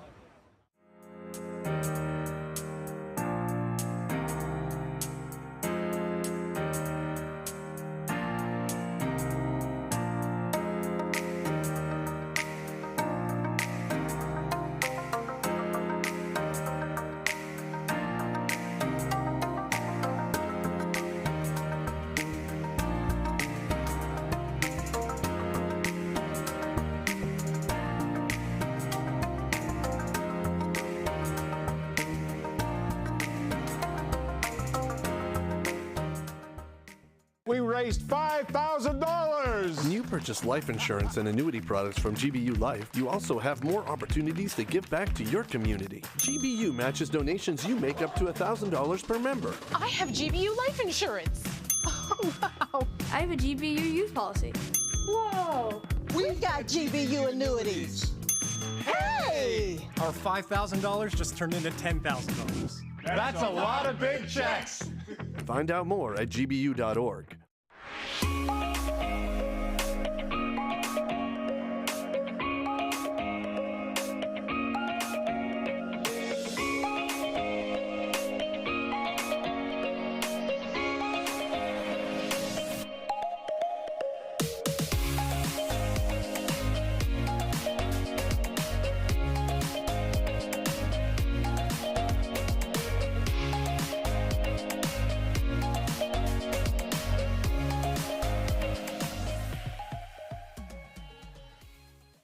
The most important part about Tuesday night pickleball at the Orchard is the net. Every Tuesday, 4:30 a.m. You're sleeping, I'm not. I'm measuring the height, I'm measuring the length, I'm measuring the circumference, and I'm measuring the tension. Who does tension? We do.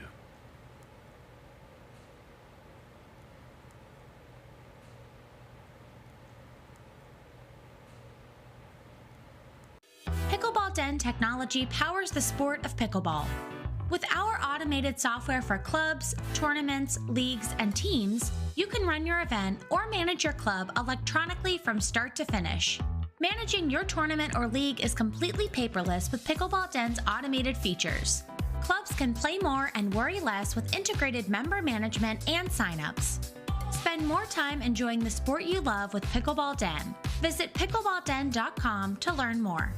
I've been practicing family medicine for 23 years. I love that because you get to know your patients and you become very invested in their health. The UPMC Health Plan is my partner in taking care of the member. And some services that the health plan provides are free to the members, and that's very positive.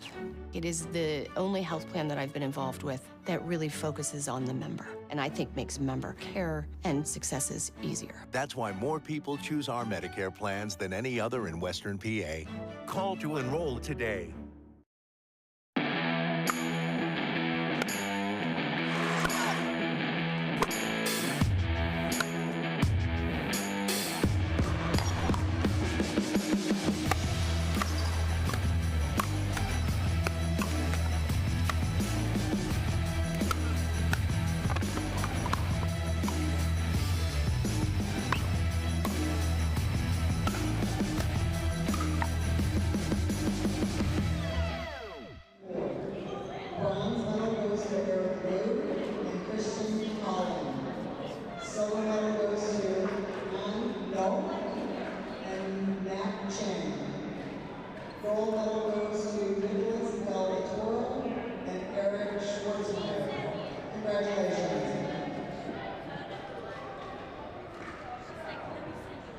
Please come to the stand for the gold medal, silver medal, and bronze medal.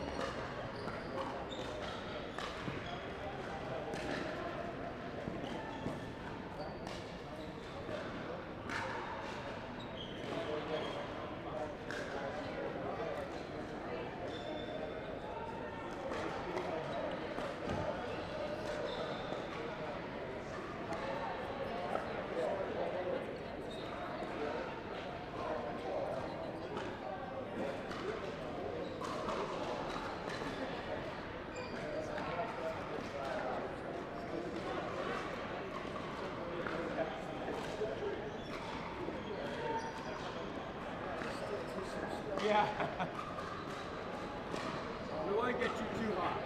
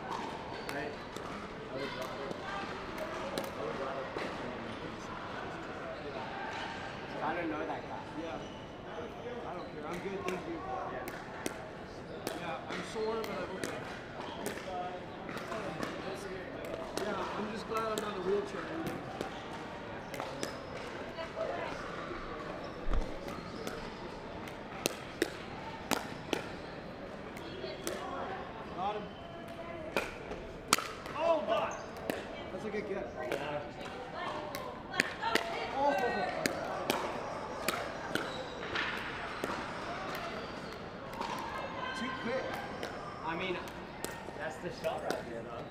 You do that to anyone else, you win a. No. Oh God, Skitters, dude. It's so random, like. I know. I don't know why it's like random. I don't even get it either.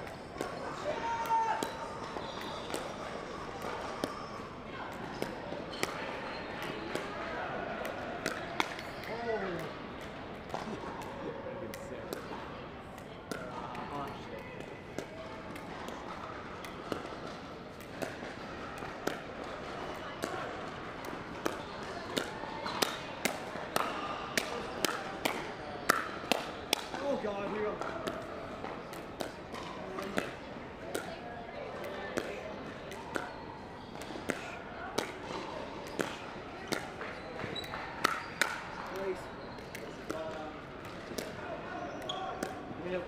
Just work on some forehand. Yeah.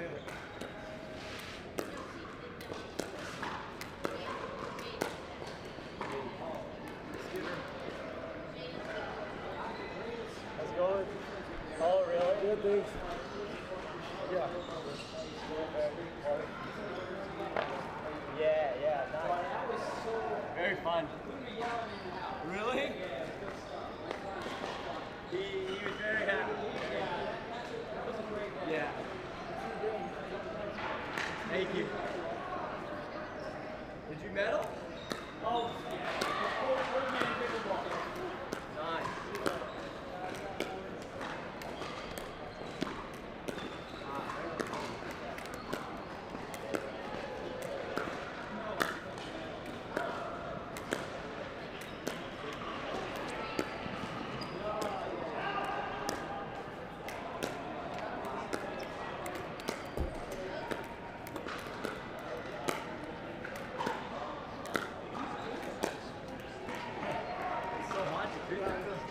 I don't know why. No, it's the sticks off the... Like, I'm so used to being able to aggressively do that. Well, it's also the ball isn't light and powder. Yeah.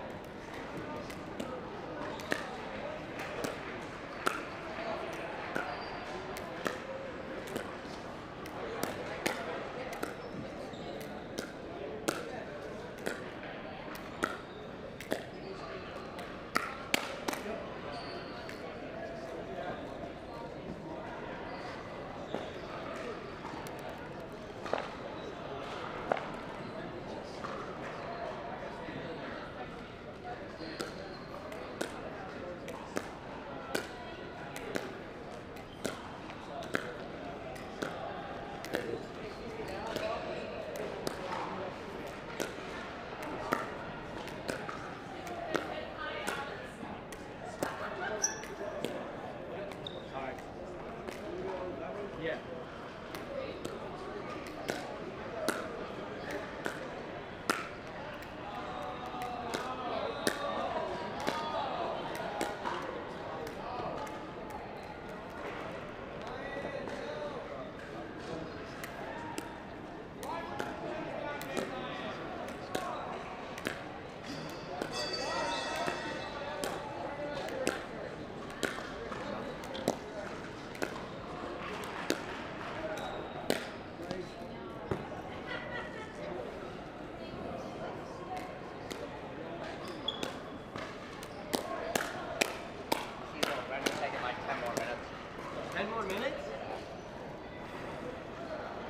I think it was late.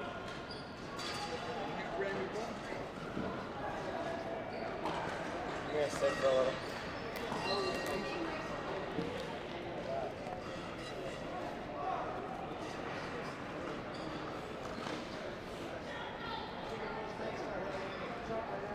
Yeah, sure, I can see you jump in.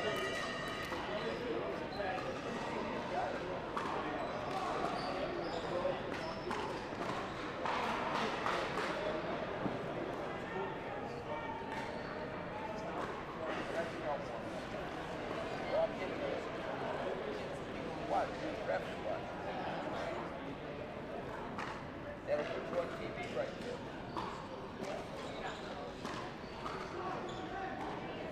So if you're hitting it right there, make sure you don't spill on your shirt. We're going to see it.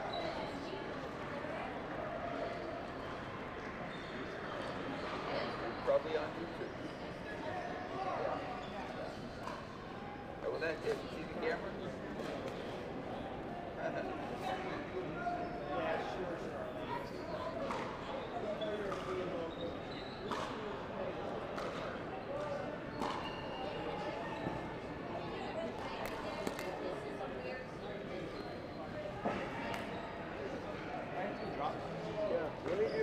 across.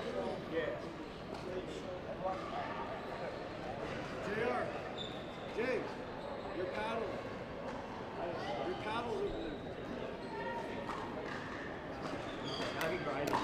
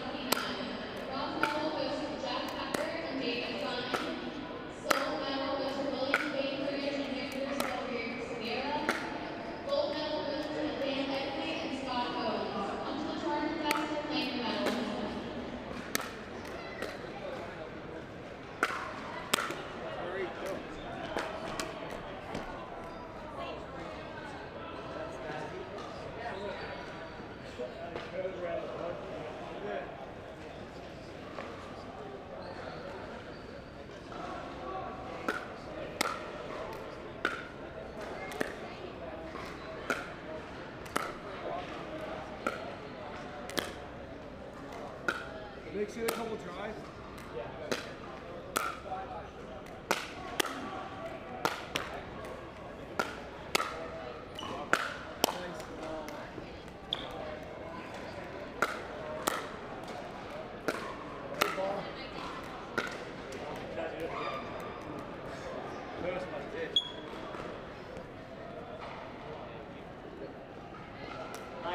Just give me like 2 more. Yeah.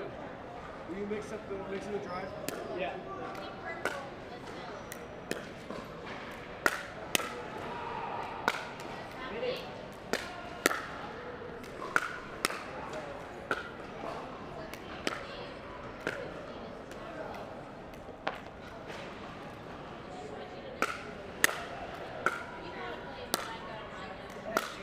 I think the wood table,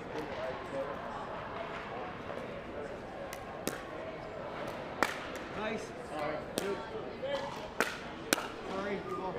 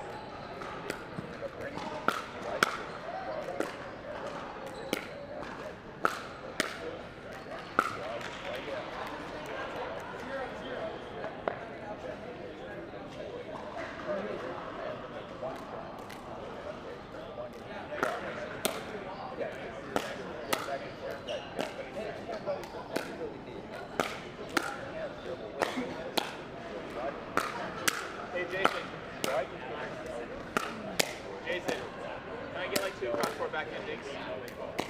So they know. For no reason, they know. Nine. Get a couple brand new balls. You want to hit one? Yes, please.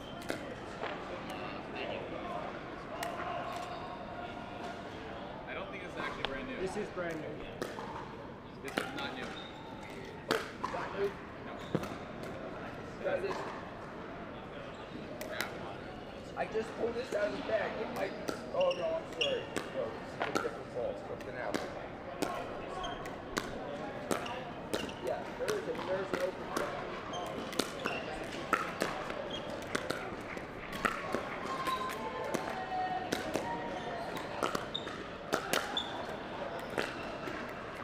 Crazy how much your ball changed so quick. I didn't know until like an hour ago that these balls can go bad or something. The one we've been using is crazy. I'm putting a rub on it, change your ball every time you get my play. It's pretending like it's broken.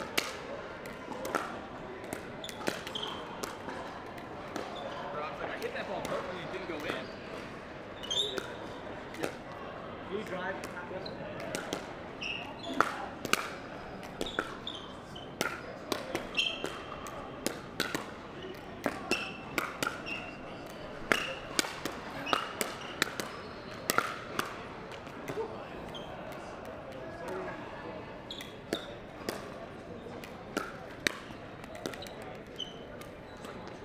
Alright, fresh out of the bag.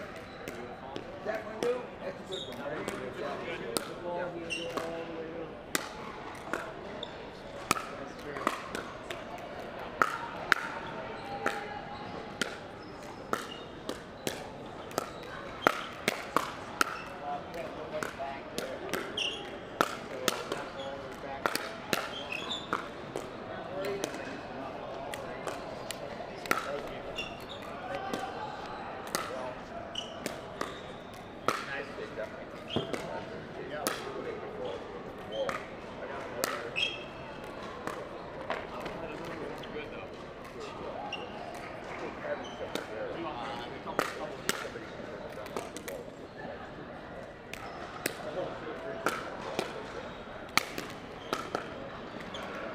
Riley, pick us the number, place a winner at 2. It is a 1.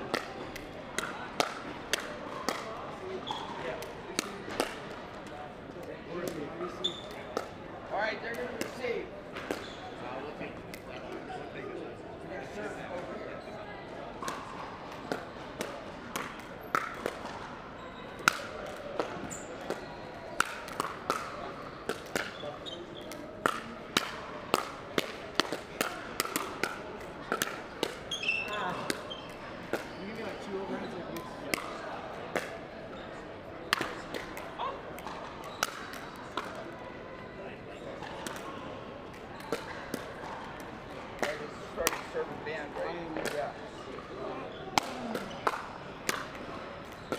server band over there, Brent? Okay, all right. There it is. I got it. Let's go. Okay. You got it.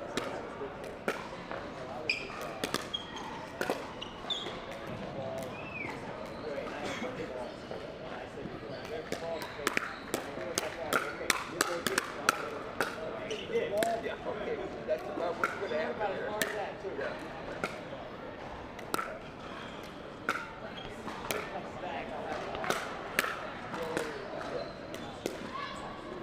So if the ball goes that way and it goes to that wall, you're going to have to go get it. Unless you want to use another ball. No, it's the answer. That's going to be like conditioning.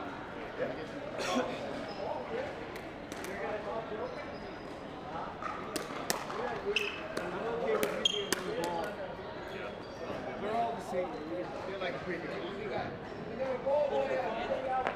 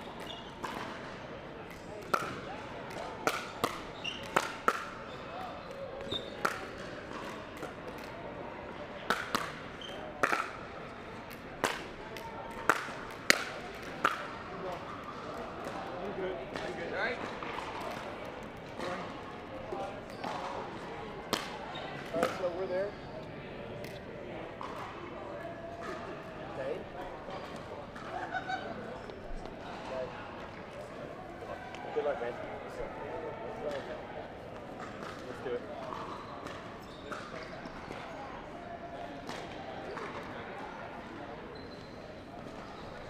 It's your practice ball. Yeah, I got it. Okay. Yeah.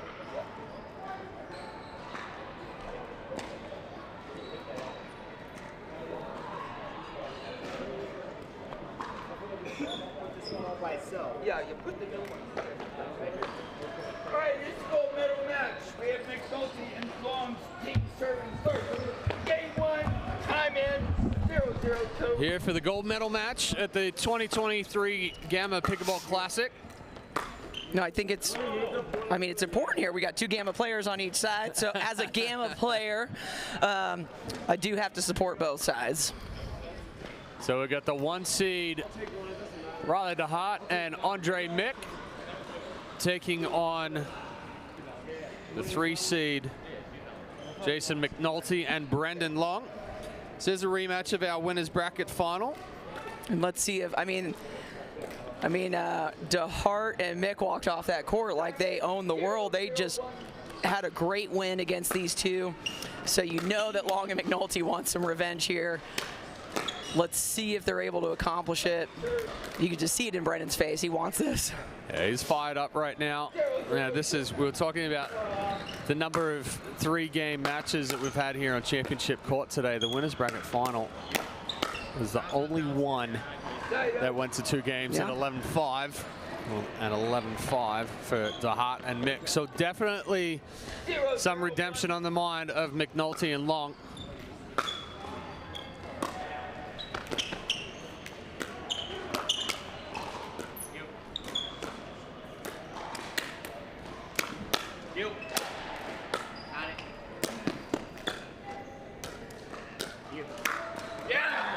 Good reach in and finish there from Long. I'm not sure where the ball hit their paddles on about 4 shots, but it did come back over.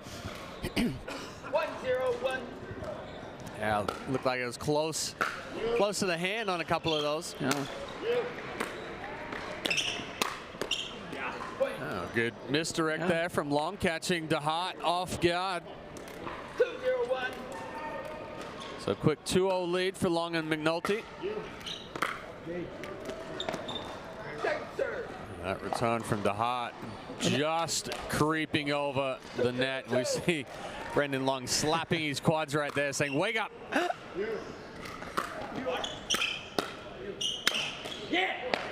And there's that little spot a couple feet from the baseline that has been giving McNulty trouble in these last matches. 0-2-1.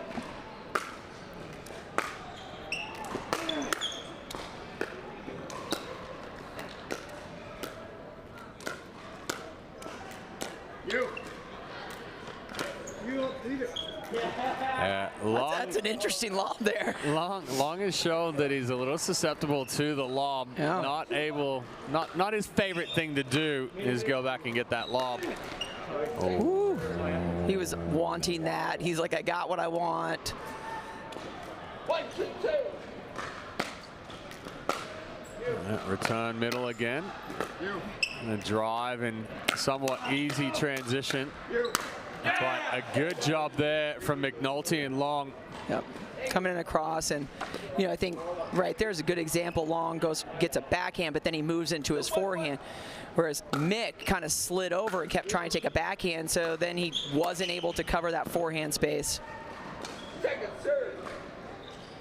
A little knuckleball off the paddle of DeHart there on the overhead. 2-1-2.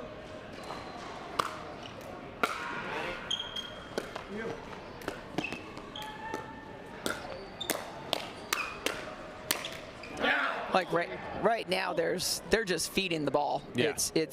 There's not really any thought from a softer shot. They just kind of seem to be hitting backhand volley punches quite a bit, which is not going to do anything. I mean, they're not pushing through anybody.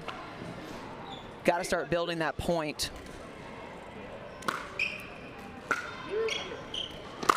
Too much. I like it. We got a little smack talk happening, and I feel with these guys on the court we might hear some more. Yeah, Good ball.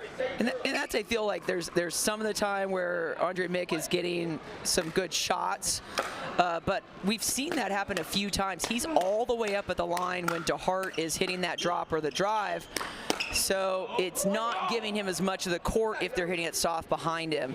Yeah, he does have a tendency to put himself into a very tough spot a lot of the times. Yep. 3-1-1.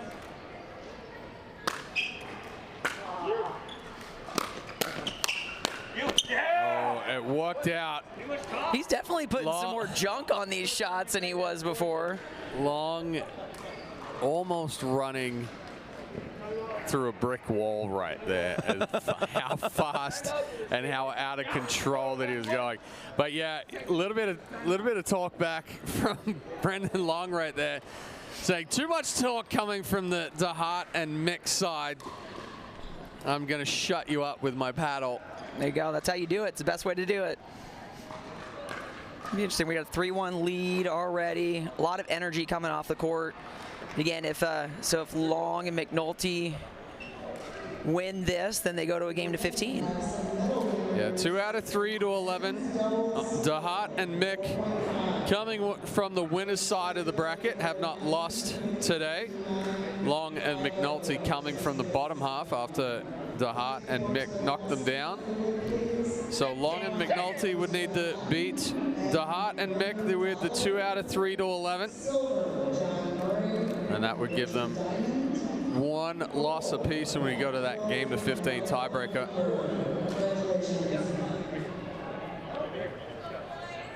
Time in. 4-1-1.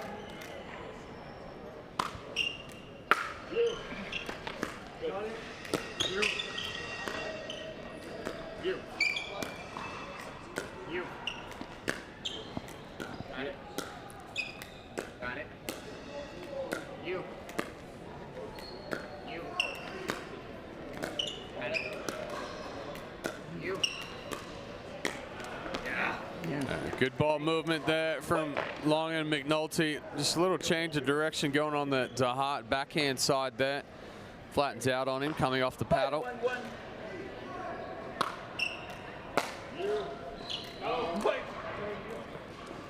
All right, quick 6-1 lead for Long and McNulty.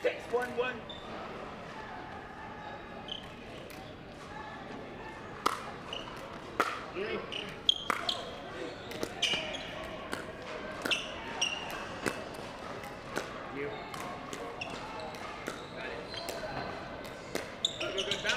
That two-handed backhand lob coming in again.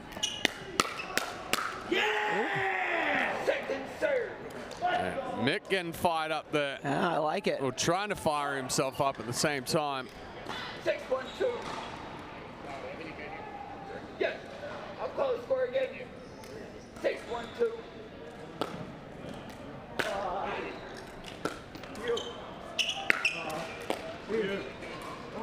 Come on, fire up.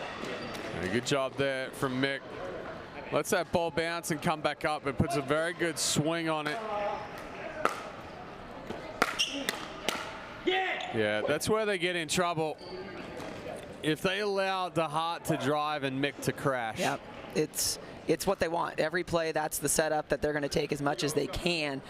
So again, as players, we've got to figure out how do you get them out of what their strength is, and that changing that return up is going to be a big one. Yeah, good ball. Gets a little help from the net cord there. Yeah, right here. 2-6-2. Men's doubles scale 4-0, age 35 to 49. Please report to the podium. Bronze medalist to Lucas Chile. And that's a great move from Mick. You know, DeHart coming in, he kind of had an option to do something with it, and he kind of goes into blocking it instead of kind of looking to finish what Andre Mick is starting with that situation.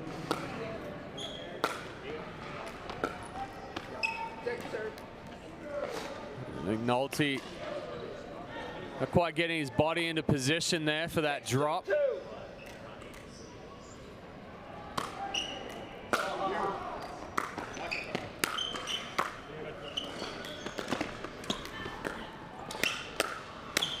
And that's a great setup from rather DeHart. soft to the outside, setting up Andre Mick for that finish.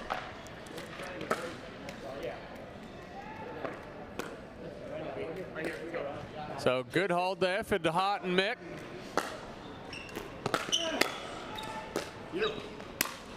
Yeah, it's a big forehand there from Long. Good job making contact far out there in front.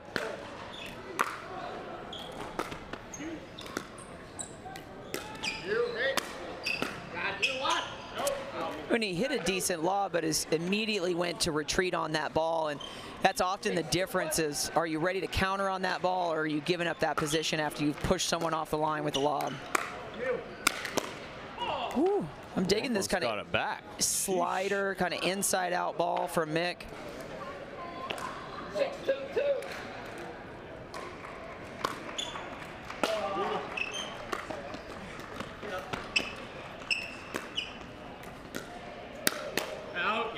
That's a good reach in and good ball there from McNulty, going back behind Mick as he's trying to recover back to the middle there.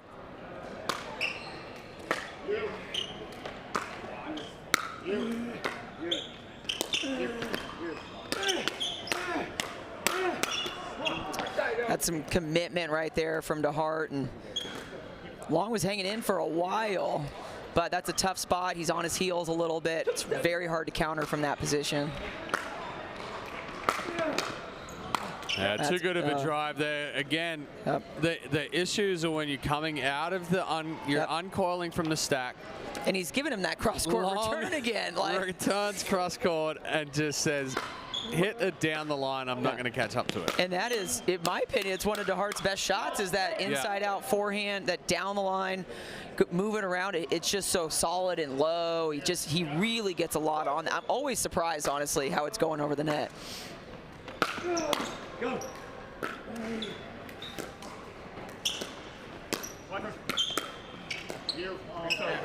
Good hands there from McNulty. Mm-hmm. And it was a good attack. It did set him up, but it just seemed like Mick wasn't ready for it to come back. All right, it's got to be so stressful uncoiling, and you're getting a ball blasted at you while you're running and trying to get into position. Yeah, I just.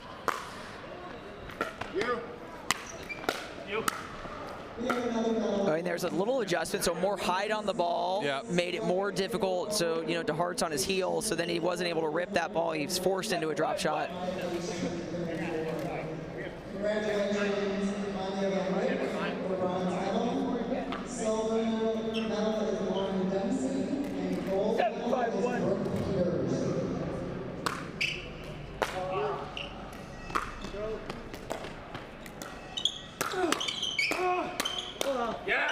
Interesting that both DeHart and Mick jammed themselves both up right there. It was so interesting. I mean, it was. And it gets that sliding out of position, getting a little bit too stuck in that backhand.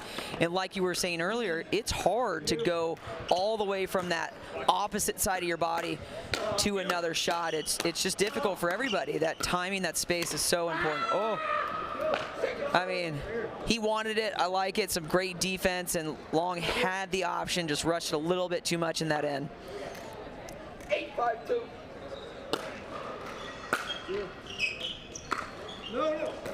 Oh, big kick up off the expansion joint there on the return.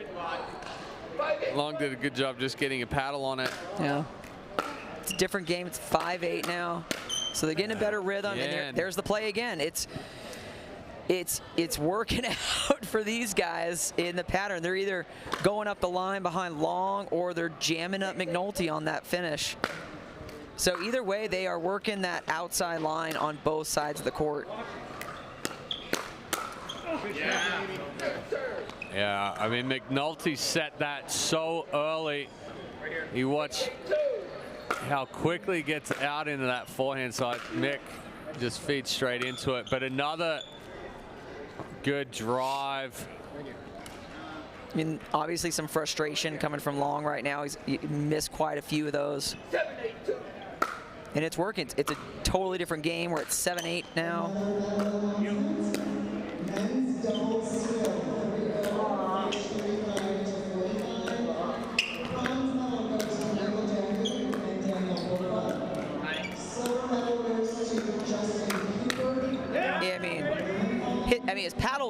there before Long even touched the ball. Well, I mean, DeHart just sets it so early, and then his adjustment is dependent on where the ball is. Just slides to clear himself. Just the same as you would slide to come over and attack. He's sliding out to give himself that space. And again. So what I like about that is, he's moving to take that forehand. Not necessarily, he was getting jammed up on his backhand a little bit too much. So now he's creating that space, so he's getting a more offensive shot from that ball. That ball's out. I mean, great anticipation of it. Absolutely. I mean, he read that ball, was going for it, and just put way too much on it.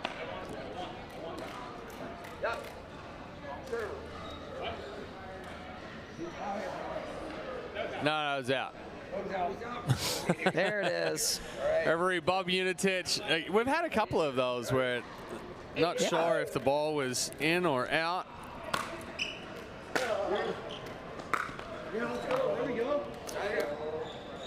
Go. That's a good side out. At least for DeHart and Mick right now. This is what they want. A little unlucky there for McNulty with the kick off the net cord. I mean, I wonder if we should have started keeping score on how many times this exact play happened. Yeah. Either going to McNulty's forehand or Long's backhand. There's the play again. Cross court, outside.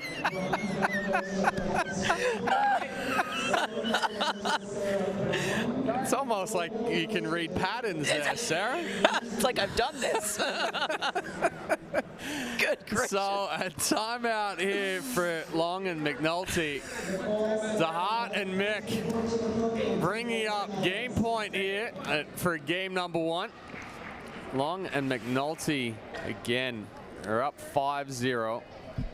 We've seen it multiple times where they've gotten that big lead and just let them back in, but we're still seeing that consistent pattern of a return to the middle or a return to the DeHart forehand. I'm for sure there's no way Ryler is complaining about anything right now, because it's going right into his strength. Giving him the ball that he wants. And maybe this is a time that in between, let's say they lose this game, pick up your phone, go on YouTube and watch just really quickly and see for just like 4 points, and it's the same thing. And that's, and you are seeing more players doing that now, picking up their phone, and like you said earlier, the benefit of us being more on video is it's a tool now for all of us as well. So it's, I'm in matches and my opponent's looking at the game beforehand, and I've got to pull out my phone and see what they're looking at. What's going on. So Mick and DeHart take game 1 again. Another good clearance there from DeHart, giving himself space on the forehand to finish that one. So we're going to take a quick break here from the Gamma Pickleball Classic, and we will return with game 2 of our gold medal men's doubles match right after this. The most important part about Tuesday night pickleball at the Orchard is the net. Every Tuesday, 4:30 a.m. You're sleeping, I'm not. I'm measuring the height, I'm measuring the length, I'm measuring the circumference, and I'm measuring the tension. Who does tension? We do.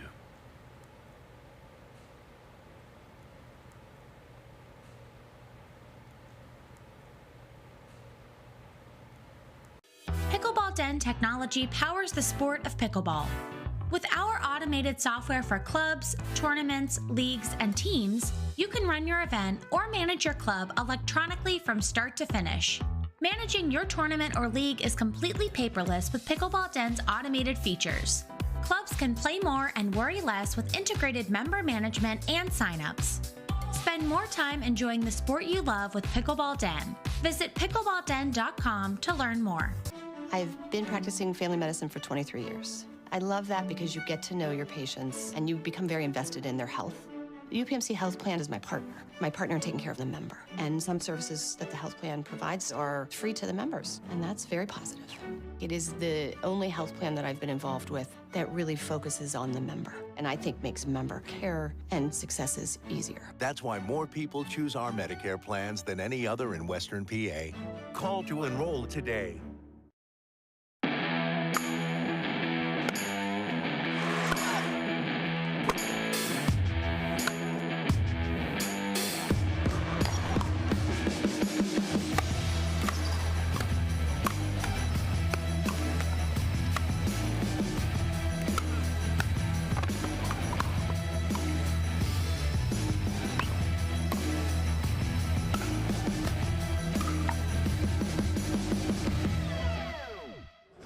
All right, game 2 of our men's pro doubles gold medal match here at the Gamma Pickleball Classic, powered by UPMC Health Plan. 1 seed Riley DeHart and Andre Mick coming from the winner's side of the bracket, taking game 1, 11-8 over 3 seed Brendan Long and Jason McNulty.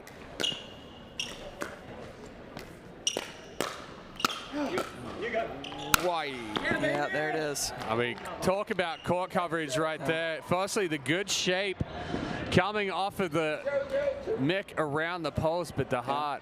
That thing curved so nicely. And what I like too is when Mick came back in, he didn't run into Dar. You know, he recognized he was taking it and moved a little bit further back. And again, good court coverage there. Good communication between DeHart and Mick. You know, that's a situation there where typically if DeHart goes off the court, he's trying to over cover and commit back to the middle. Oh, what? I mean, he's like, I can do anything. He's like, I can hit a 2-handed lob. I can hit a 1-handed lob. Oh my gosh. I can do it from my shoelaces. He just makes that look like he was going to go back cross court with the one-hander.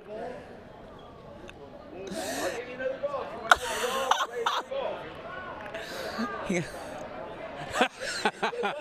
amazing. So well, so we're giving Mick a little bit of grief right here. I'm here like I'm bowing down to him. He's so good. He's like, I don't even know how I hit that. He had no idea. He was like, I think I hit cross court and I hit a lob. Time in 1-0-1. I think that probably goes to show you how many things are going right for this side of the court. I mean, look at that. I mean, that right there, he gets chicken winged and slides along the paddle and then drops down with shape. Just the confidence is oozing on this side of the court. Oh, that's probably the first time there's been a change up. It's a smooth shot. Nice control. Oh, let's see. Yeah. Let's see if they can tone it down a little bit here. That ball's out. But it also goes to show, right, something that I talk to the younger players about a lot is playing loose and having some fun with it, right? You go out and you're pressing and you're playing so tight, yet you're not going to be able to make your shots. They're going out, they're having fun, they're feeling it. You're taking some risks right here, and yeah, you might miss a couple or whatever, but good things are happening because they're playing loose and just trusting their hands. I mean, you think that happens so much when we're trying to close a match. I know I've got a few partners that when we play together, it's that I'm constantly saying it's 0-0. It doesn't matter what the score is because we do play looser and lighter and better when we're enjoying ourselves and we don't have that stress. And it just goes to show how important that is. And sometimes it's figuring out how to create that when you've lost 6 or 7 points in a row in a game, or, you know, can you find that again?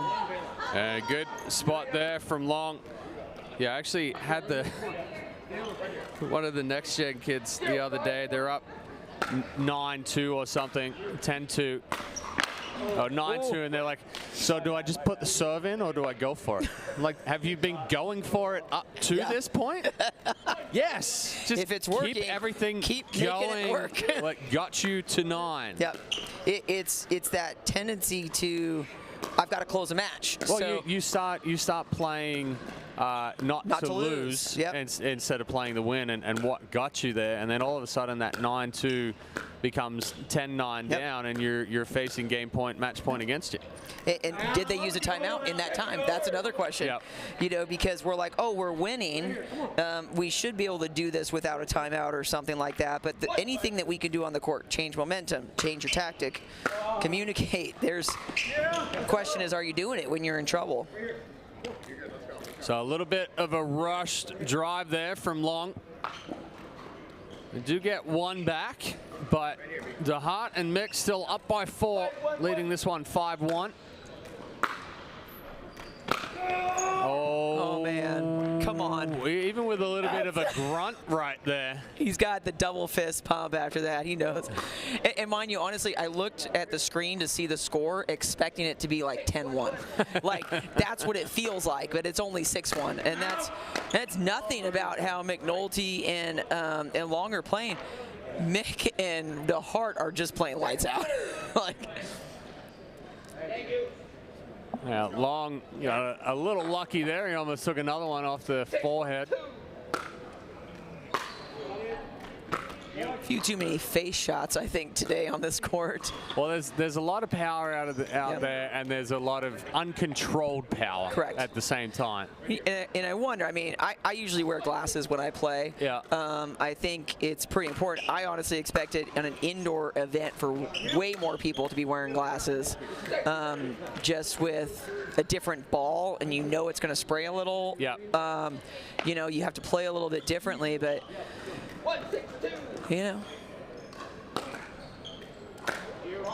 Oh, there you go. Getting a little tricky there. A little fancy Mick. on that, yeah.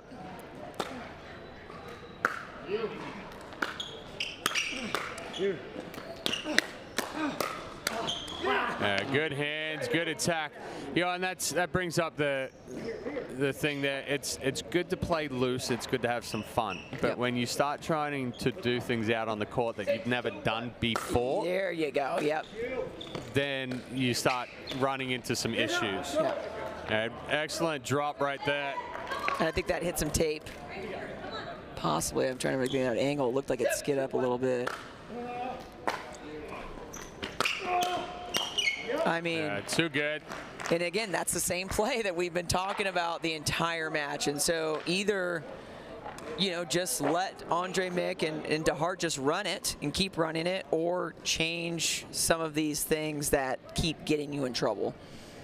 Well, it kind of comes out to it as far as comfort and confidence with the return. Obviously going middle is much more comfortable. It's much more, it's easier to not miss a return if you're going middle. But if you're consistently feeding them the ball that they want, there is a little bit of calculated risk that you need to take, whether it's a lower ball, whether it's something that's heavier spin. Even if you think about adding a ton of backspin to somebody that's hitting with heavy topspin, if you keep that ball down low and they add more topspin into it, it's going to hit the net because they're adding more of that spin. So think about how many of these variables we can talk about that they could change, and so far it's not happening. It's oh my gosh, Mick. He's having fun. He's cracking me up. He turns around and says, "Shh, don't talk so loud so they can hear what they need to do."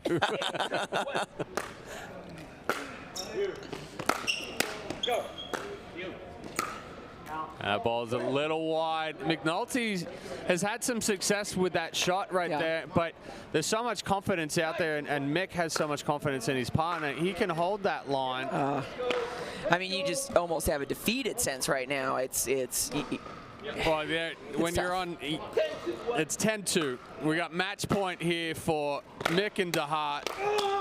Yeah, wow, look at that. First one, DeHart's come in and taken. that was the first drive for Mick right there. DeHart comes up and crashes, and a perfect execution into the body of McNulty. So a very dominant performance there for Ryland DeHart and Andre Mick, but definitely showing that in a situation like this, and we talked about it earlier today, of driving this indoor ball because there's a lot more freedom as far as missing a ball deep. So, Sarah, I appreciate you joining me in the booth today. Happy to be here, keep you company. That's it for us for the 2023 Gamma Pickleball Classic powered by UPMC Health Plan.